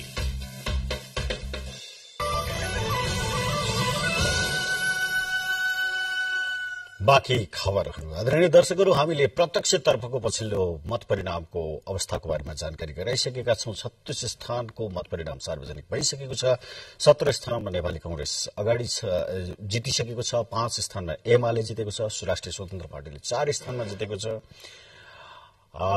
यसरी चाहिँ नेकपा माओवादी केन्द्रले 3 स्थानमा जित हासिल गरेको छ। यसै गरी अन्य पार्टीहरूले पनि 1-1 स्थानमा जित हासिल गरेका छन्। यो त प्रतिनिधि सभाको प्रत्यक्ष तर्फको मत परिणामको पछिल्लो अवस्थाको बारेमा जानकारी गराइसकेका छौं। प्रत्यक्ष तर्फको मात्रै होइन, समानुपातिक तर्फको मत परिणाम पनि अहिलेसम्मको अवस्था के छ?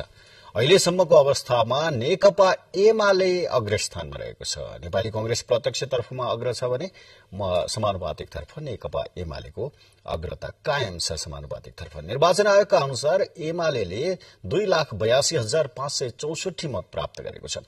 त्यसैगरी दोस्रो स्थानमा रहेको कांग्रेसले 2,26,1544 मत प्राप्त गरेको छ। त्यस्तै तेस्रो स्थानमा रहेको राष्ट्रिय स्वतन्त्र पार्टीले समानुपातिक तर्फको मत 1,36,482 प्राप्त गरेको छ। नेकपा माओवादी केन्द्र चौथो स्थानमा रहेको छ। नेकपा माओवादी केन्द्रले 1 लाख मत कटाएको छ। 1,27,119 मत नेकपा माओवादी केन्द्रले पाएको छ। योभन्दा धेरै राष्ट्रिय स्वतन्त्र पार्टीले पाएको छ। 5औं स्थानमा रहेको राप्रपाको मत चाहिँ 70,449 रहेको छ। यति बेला हामीसँग सिधा सम्पर्कमा हुनुहुन्छ रुकुम पश्चिममा अमरराज पुन सिधा सम्पर्कमा हुनुहुन्छ रुकुम पश्चिममा। अमरराजी। हजुर शालिकजी। रुकुम पश्चिमको पछिल्लो मत परिणामको अवस्था कस्तो छ? शालिकजी यति बेला म रुकुम पश्चिमको मतगणना भइरहेको मतगणना स्थलको बाहिर प्राङ्गणबाट बोलिराखेको छु। हिजो बिहानदेखि सुरु भएको मतगणना कहिलेसम्म जारी छ र केही बेर अगाडिको मत परिणाम अनुसार नेकपा माओवादी केन्द्रका उम्मेद्वार जनार्दन शर्माको पक्षमा 9,109 मत प्राप्त भएको छ। उहाँको निकटतम प्रतिद्वन्दी नेकपा एमालेका नन्दराम देवकोटाले 3,696 मत प्राप्त गर्नुभएको छ र जिल्लाका 139 मतदान केन्द्रमा कुल खसेको मत 14,60,527 मत मध्ये अहिलेसम्म 14,454 मत गणना भइसकेको छ। मतगणना एकदम सुस्त गतिमा भइरहेकाले एकदम ढिलो मत परिणाम सार्वजनिक हुने गरेको छ। शालिकजी।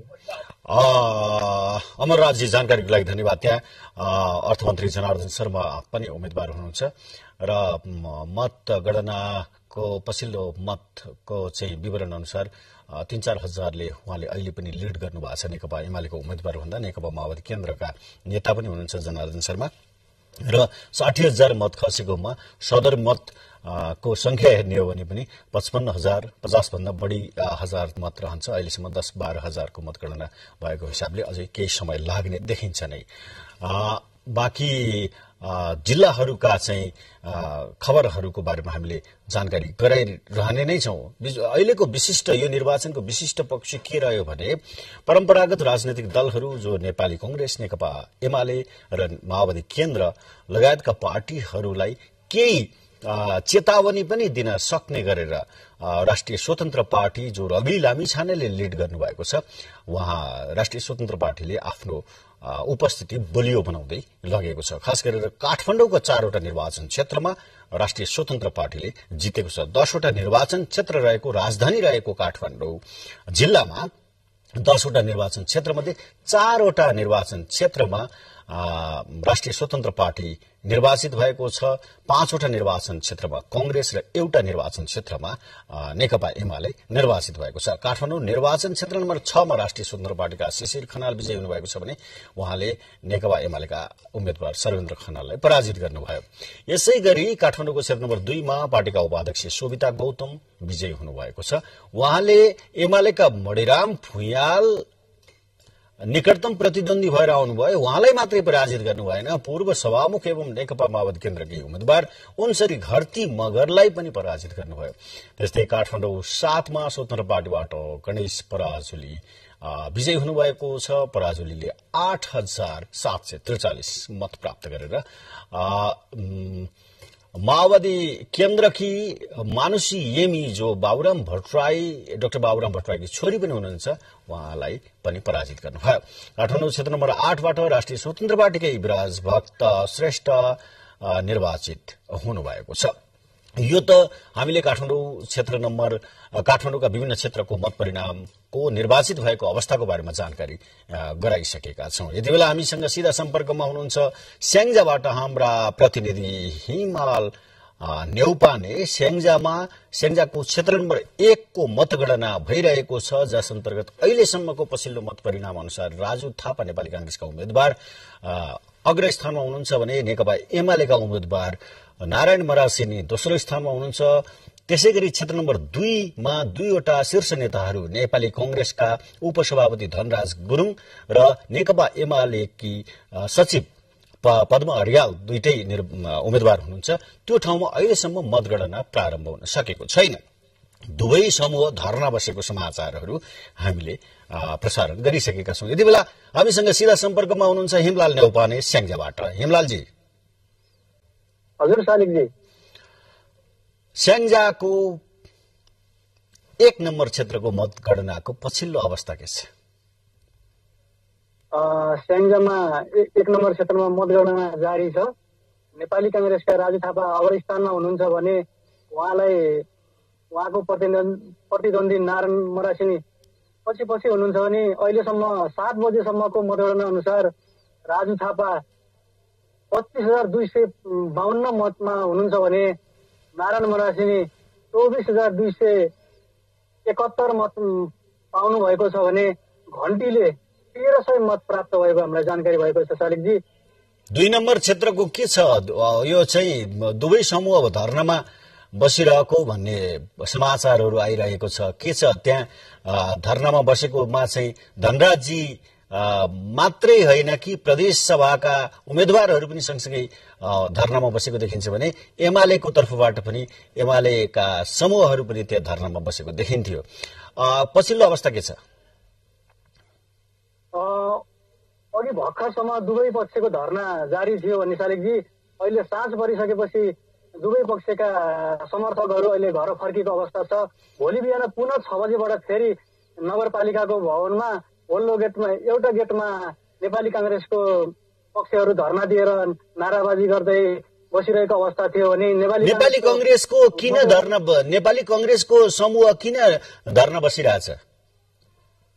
नेपाली कांग्रेसले मतगणना तुरुन्त हुनु पर्यो भन्ने अडानमा छ भने नेकपा एमाले पुनः त्यो धाँधली भएको ठाउँमा पुनः मतदान हुनुपर्ने अडान राखेको छ शालिकजी। अब के हुन्छ त? निर्वाचन कमिटी, मुख्य निर्वाचन अधिकृत, निर्वाचन गराउने चाहिँ कर्मचारीहरू, निर्वाचन कार्यालयले के भनिरहेछ? म भर्खरसम्म पनि त्यही कार्यालय भन्दा बाहिरै थिएँ। अहिले शालिकजी अहिले चाहिँ निर्वाचन आयोग र दुवै पक्षको पार्टीहरूको मिटिङ जारी छ। सर्वदलीय बैठक बसिरहेको छ तर टुङ्गोमा पुगेको छैन। यही नै हुन्छ भन्ने अवस्था छैन शालिकजी अहिले वालिङ 2 नम्बरको चाहिँ। धन्यवाद हिमलाल नेउपानेजी। हिमलाल नेउपाने हुनुहुन्थ्यो हाम्रा संवाददाता हिमलाल नेउपाने स्याङ्जाबाट। पछिल्लो 1 नम्बर क्षेत्रको मतपरिणामको अवस्था सार्वजनिक भइसकेको छ। यसमा राजु थापाले लिड गरिरहनु भएको छ नारायण मरासिनीलाई भने। 2 नम्बर स्याङ्जा क्षेत्र नम्बर 2 को अहिलेसम्म मतगणना हुन सकेको छैन। दुवै पक्ष नगरपालिका वालिङ नगरपालिकाको एउटा गेटमा कांग्रेसले चाहिँ मतगणना तुरुन्त हुनुपर्छ भनेको छ भने नेकपा एमाले अर्को गेटमा मतगणना होइन पुनर्मतदान हुनुपर्छ भनेर आफ्नो माग राखिरहेको छ। हामीले विभिन्न जिल्लाबाट आफ्ना सहकर्मी साथीहरूसँग संवाददाताहरूसँग कुराकानी गरिरहेका छौं। यति बेला एकैछिन विज्ञापन। सकली तोरीको तेलमा सधैँ राग आउँछ र त्यो राग शुद्ध धारा तोरीको तेलमा सधैँ रहिरहन्छ। शुद्ध तोरीको तेल धारा मुटु चाहिन्छ। उत्कृष्ट गहुँबाट तयार गरिएको याञ्चक्ने आटा खेल दुगर समूहको उत्कृष्ट उत्पादन।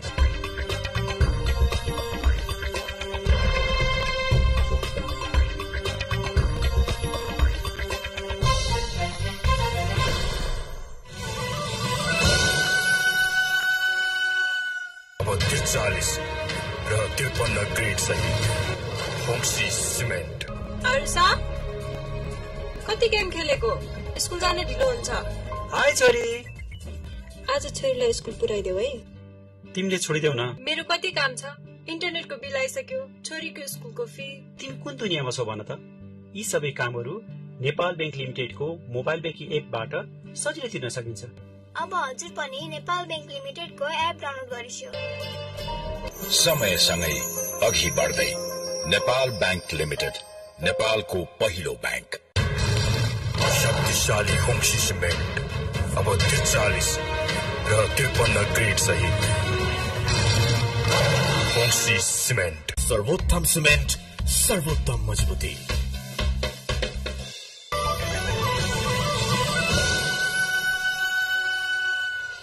बाँकी खबरहरूको क्रममा अहिले मत परिणामको पछिल्लो अवस्थाको विषयमा जानकारी दिनका लागि हाम्रा जिल्ला स्थित संवाददाताहरू ठाउँ ठाउँमा आफ्नो तत्तत जिल्लाहरूमा तत्तत मतगणनाको स्थलहरूमा रहनु भएको छ र त्यहाँबाट सिधा सम्पर्क मार्फत हामीलाई जानकारी गराइरहनु भएको छ। हामी मार्फत आदरणीय दर्शकहरूलाई जानकारी गराइरहेका छौं नेपाल टेलिभिजनका च्यानलहरू मार्फत।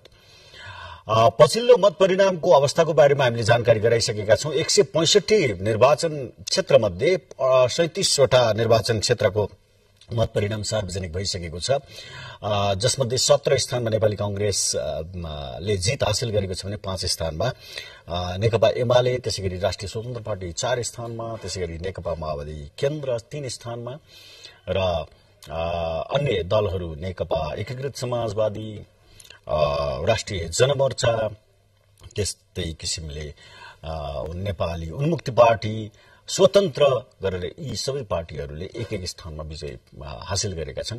कतिपय विजयको नजिक रहेको अवस्थाको बारेमा पनि हामीले जानकारी गराइरहेका छौं भने अन्य मतगणनाको पछिल्लो अवस्थाको बारेमा जानकारी गराइरहेका छौं। यति बेला हामी मध्य प्रदेशतर्फ जान्छौं, जहाँ 12 यसै पनि अहिले चर्चित ठाउँ छ। मध्य प्रदेशका मा चाहिँ 8वटा जिल्ला छन्।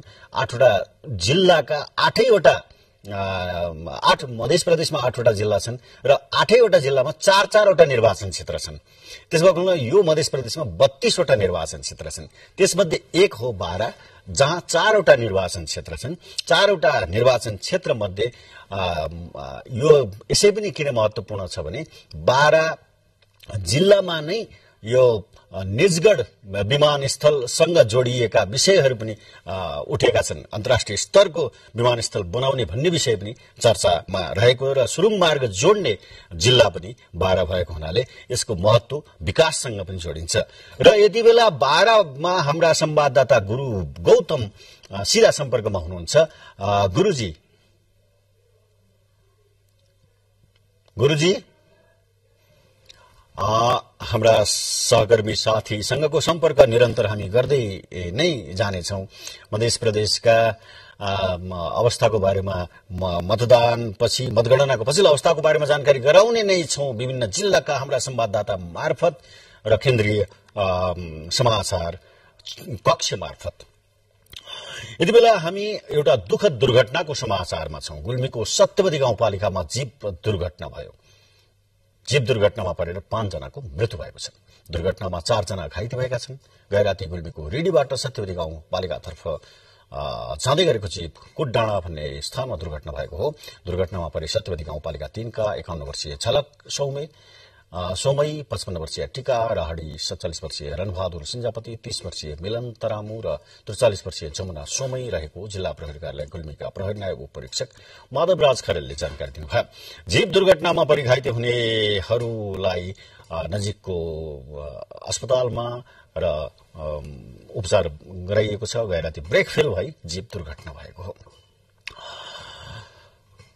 बाँकी खबर एकैछिनको विश्राम पछि।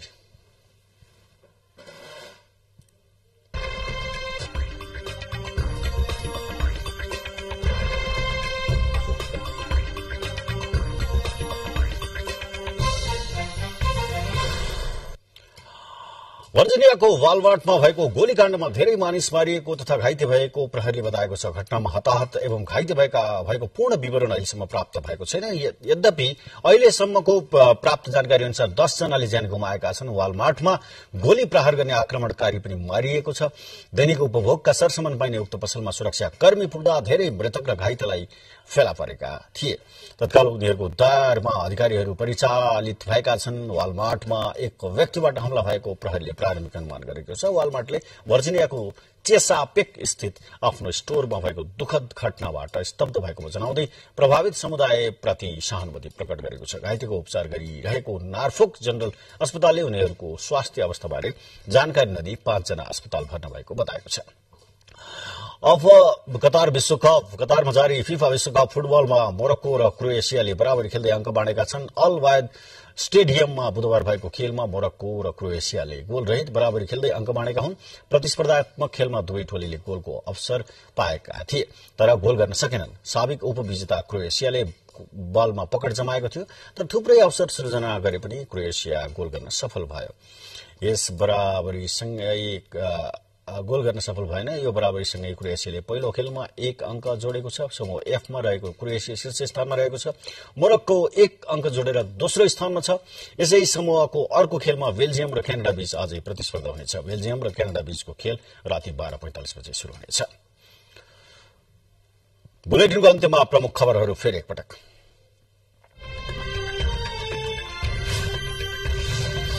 प्रतिनिधि सभातर्फ 36 स्थानको अन्तिम मत परिणाम सार्वजनिक 17 स्थानमा कंग्रेस, 5 मा एमाले। काठमाडौँका 4 क्षेत्रमा राष्ट्रिय स्वतन्त्र 4वटा क्षेत्रमा राष्ट्रिय स्वतन्त्र पार्टीको जित। प्रत्यक्षतर्फ नेपाली कंग्रेसले अग्रता लिइरहेका बेला समानुपातिकमा भए एमाले अग्रस्थानमा, राष्ट्रिय स्वतन्त्र पार्टीको तेस्रो स्थान। गुल्मीको सत्यवती गाउँपालिकामा जीव दुर्घटना हुँदा 5 जनाको मृत्यु, 4 जना घाइते।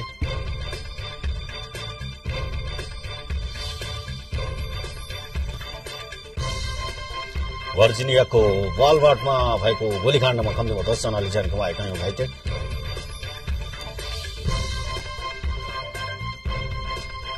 र कतारमा जारी फिफा विश्वकप फुटबलमा मोरक्को र क्रोएसियाले बराबर खेल्दै अङ्क बाँडे। बेल्जियम र क्यानाडा बीच आज अर्को खेल।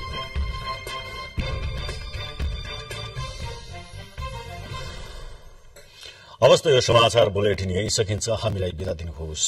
नमस्कार।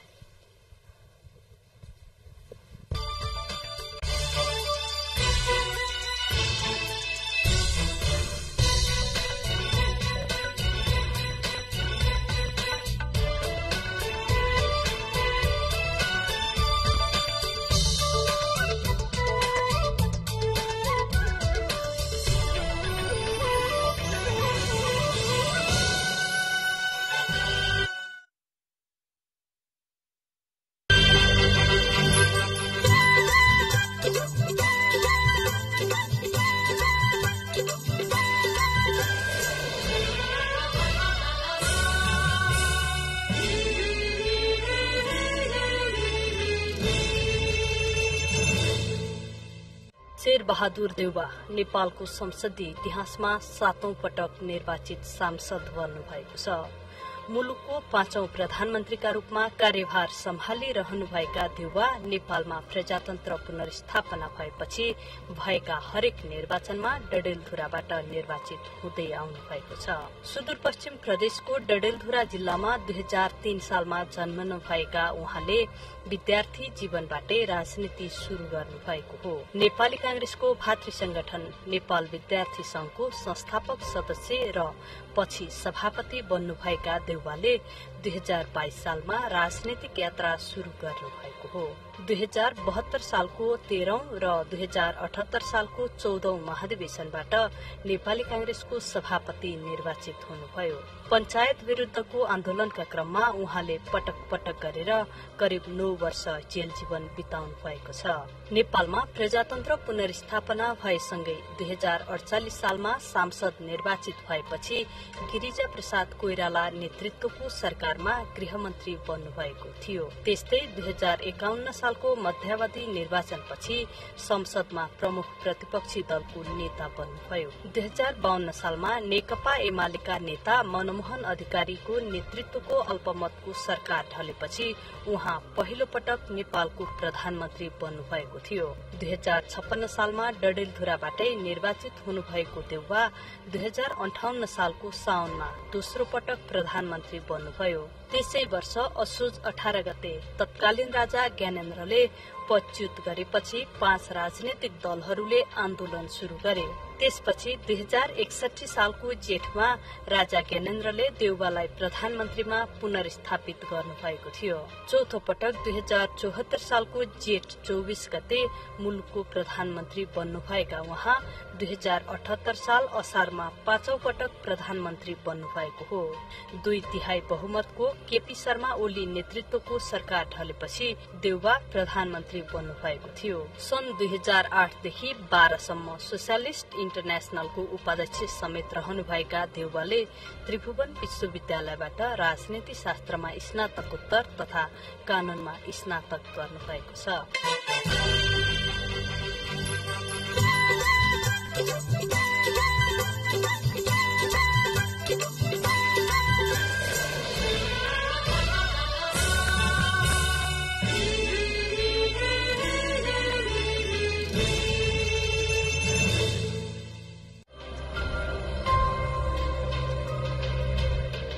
क्षेत्र नम्बर 2 बाट गोकर्ण विष्ट विजयी हुनुभएको छ। नेकपा एमालेका सचिव विष्टले 28,476 मत प्राप्त गर्नुभएको छ। विष्टले निकटतम प्रतिस्पर्धी तथा पूर्व सहकर्मी समेत रहनुभएकी नेकपा समाजवादीका सचिव रामकुमारी झाँक्रीलाई पराजित गर्नुभएको हो।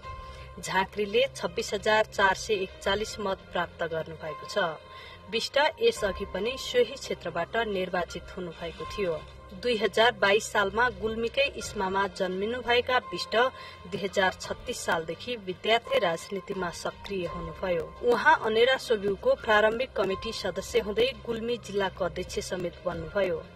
2050 सालमा प्रजातान्त्रिक राष्ट्रिय युवा संघको सहसचिव र 2056 सालपछि 2 कार्यकाल अध्यक्ष बन्नुभयो। एमाले बागमती अञ्चल कमिटी सदस्य हुँदै केन्द्रीय प्रचार विभाग प्रमुख, संगठन विभाग प्रमुख र युवा संगठनको केन्द्रीय विभाग प्रमुख बन्नुभयो। 2065 सालमा पार्टीको केन्द्रीय सदस्य निर्वाचित भएसँगै युवा तथा विद्यार्थी विभाग प्रमुख, बुद्धिजीवी विभागको इन्चार्जको जिम्मेवारी सम्हाल्नु भएका विष्ट 2071 सालमा केन्द्रीय सचिवमा चयन हुनुभयो। संविधान सभाको पहिलो निर्वाचनमा बाहेक 2056, 2070, 2074 र 2079 मा सम्पन्न निर्वाचनमा उहाँ निर्वाचित हुनुभएको छ।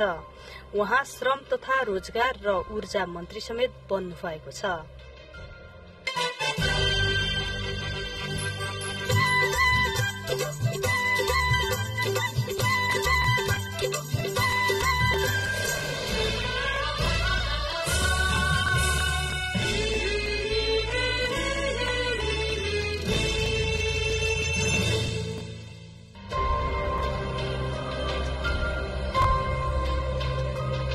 युवामाझ लोकप्रिय नेताको छवि बनाएका विश्वप्रकाश शर्माले पहिलो पटक संसद यात्रा तय गर्नुभएको छ। झापा क्षेत्र नम्बर 1 बाट तेस्रो पटक प्रतिनिधि सभा सदस्यको उम्मेद्वार बन्नुभएका कांग्रेस महामन्त्री शर्मा नेकपा एमालेका तर्फबाट उम्मेद्वार हुनुभएका अग्नि खरेललाई पराजित गर्दै प्रतिनिधि सभा सदस्यमा निर्वाचित हुनुभएको हो।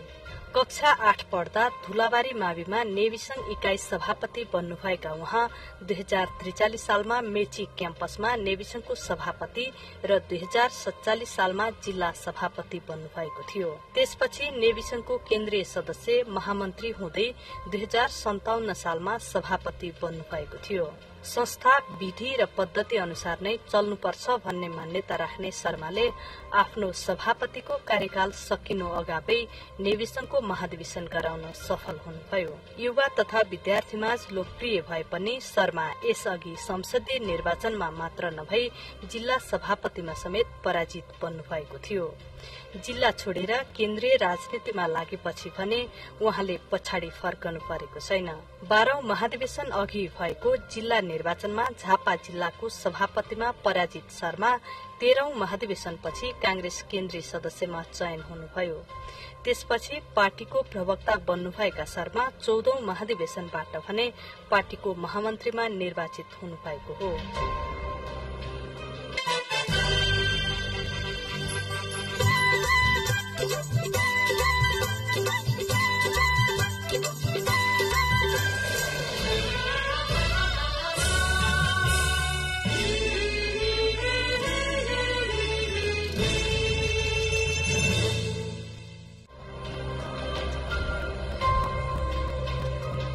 सप्तरीको क्षेत्र नम्बर 2 मा जनमत पार्टीका अध्यक्ष सीके राउत विजयी हुनुभएको छ। जनता समाजवादी पार्टीका अध्यक्ष उपेन्द्र यादव र लोकतान्त्रिक समाजवादी पार्टीका अध्यक्ष जयप्रकाश ठाकुर लगायत 14 जना प्रतिस्पर्धीलाई पछाडि पार्दै राउत विजयी हुनुभएको हो। युवाहरूलाई संगठित गर्ने गर्नुभएको राउतका लागि यो पहिलो संसद यात्रा हो। बेलायतको क्याम्ब्रिज युनिभर्सिटीबाट विद्यावारिधि गरेपछि अमेरिकामा बसेर काम गर्दै गरेका सीके अर्थात चन्द्रकान्ता राउत 12 वर्ष अघि नेपाल फर्कनु भएको थियो। सप्तरी महादेवाका स्थायी बासिन्दा राउत राजनीति गर्नकै लागि नेपाल फर्किएपछि जिल्लामा सक्रिय हुनुभयो। 43 वर्षीय डाक्टर राउतले स्वतन्त्र मधेस गठबन्धन नामक पार्टी खोलेर अभियान नै चलाएपछि पटक पटक पक्राउ पर्नु भएको थियो। राज्य विप्लवको मुद्दामा जेल सजाय भोगिरहेका राउत 2075 सालमा तत्कालीन सरकारसँग 11 बुँदे सहमति गरेर खुल्ला राजनीतिमा आएपछि भने स्वतन्त्र मधेस गठबन्धन पार्टी विघटन गरी जनमत पार्टी गठन गरेर राजनीतिमा सक्रिय हुनुहुन्छ।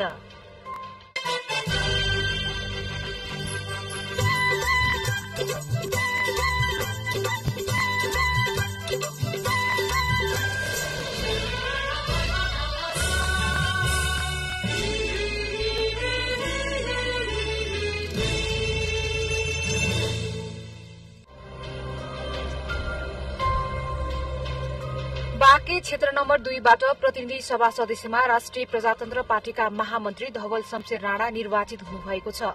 राणाले 29,577 मतान्तरले जनता समाजवादी पार्टीका मोहम्मद इस्तियाक राईलाई हराउँदै निर्वाचित हुनुभएको हो। धवल शमशेर राणा प्रधानमन्त्री देव शमशेरका पुस्ता हुनुहुन्छ। विक्रम सम्वत 2049 सालमा उहाँले राष्ट्रिय प्रजातन्त्र पार्टीको युवक संघको जिल्ला अध्यक्ष भएर राजनीति शुरू गर्नुभयो। विक्रम सम्वत 2052 सालमा एमाले प्रवेश गर्नुभएका राणा 2054 सालमा भएको स्थानीय चुनावमा एमालेबाटै तत्कालीन नेपालगञ्ज नगरपालिकाको प्रमुखमा निर्वाचित हुनुभयो। विक्रम सम्वत 2064 सालमा भएको पहिलो संविधान सभामा राणा बाँके 3 मा चुनाव लड्नु भएको थियो, तर कंग्रेसका सुशील कोइरालासँग पराजित हुनुभयो। विक्रम सम्वत 2074 को स्थानीय चुनावमा फेरि उहाँ राप्रपाबाट नेपालगञ्ज उपमहानगरपालिकाको प्रमुखमा निर्वाचित हुनुभयो। विक्रम सम्वत 2078 मा भएको राप्रपाको महाधिवेशनबाट उहाँ पार्टीको महामन्त्रीमा निर्वाचित हुनुभयो। राजनीतिक खानदानकै व्यक्ति राणा आफ्नो क्षेत्रमा लोकप्रिय नेताका रूपमा चिनिनुहुन्छ। राणा भ्रष्टाचार विरुद्धको अभियानलाई प्रमुख एजेण्डा बनाउँदै चुनावी मैदानमा उत्रिनु भएको थियो।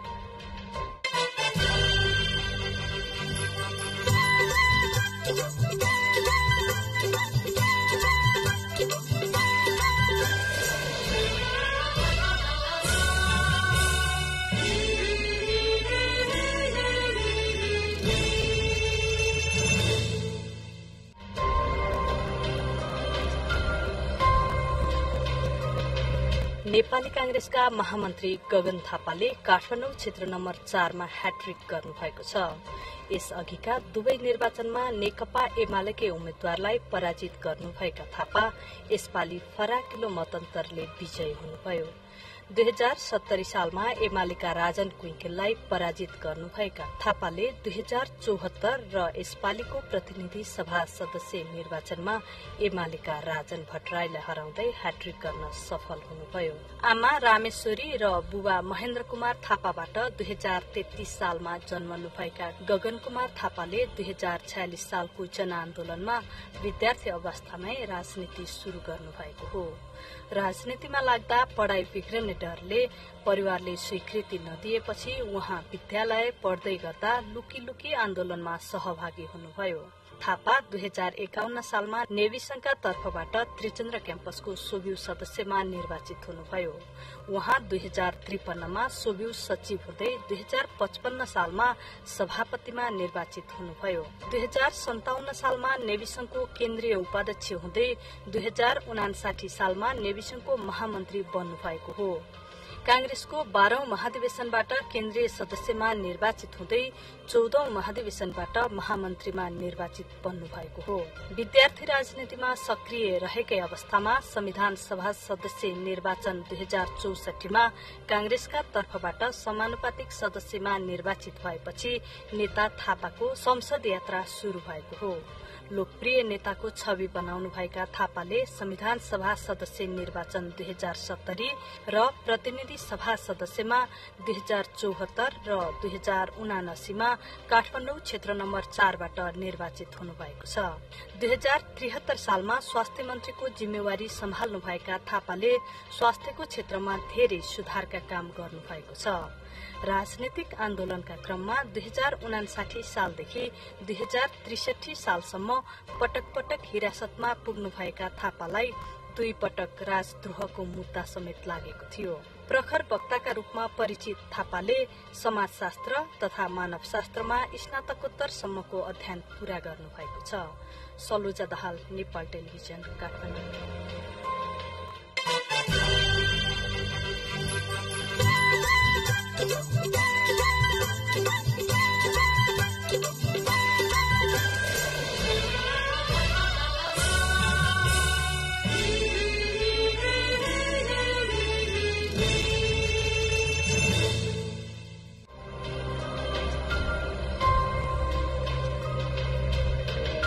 बागलुङ क्षेत्र नम्बर 1 बाट चित्रबहादुर केसी विजयी हुनुभएको छ।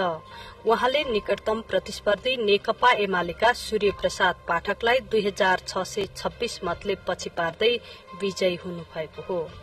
राष्ट्रिय जनमोर्चा नेपालका अध्यक्ष चित्रबहादुर केसीले सादगी नेताको छवि बनाउनु भएको छ।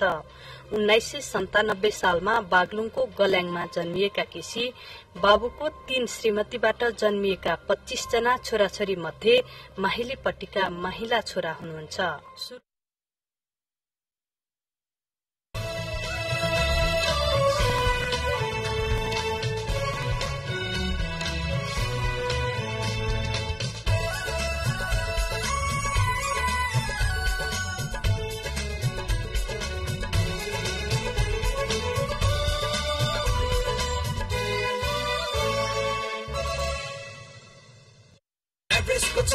टेस्टी चाट मिलेर चाट एकैमा चाट एभरेस्टको टेस्टी चाट मसला चाटिरहनु।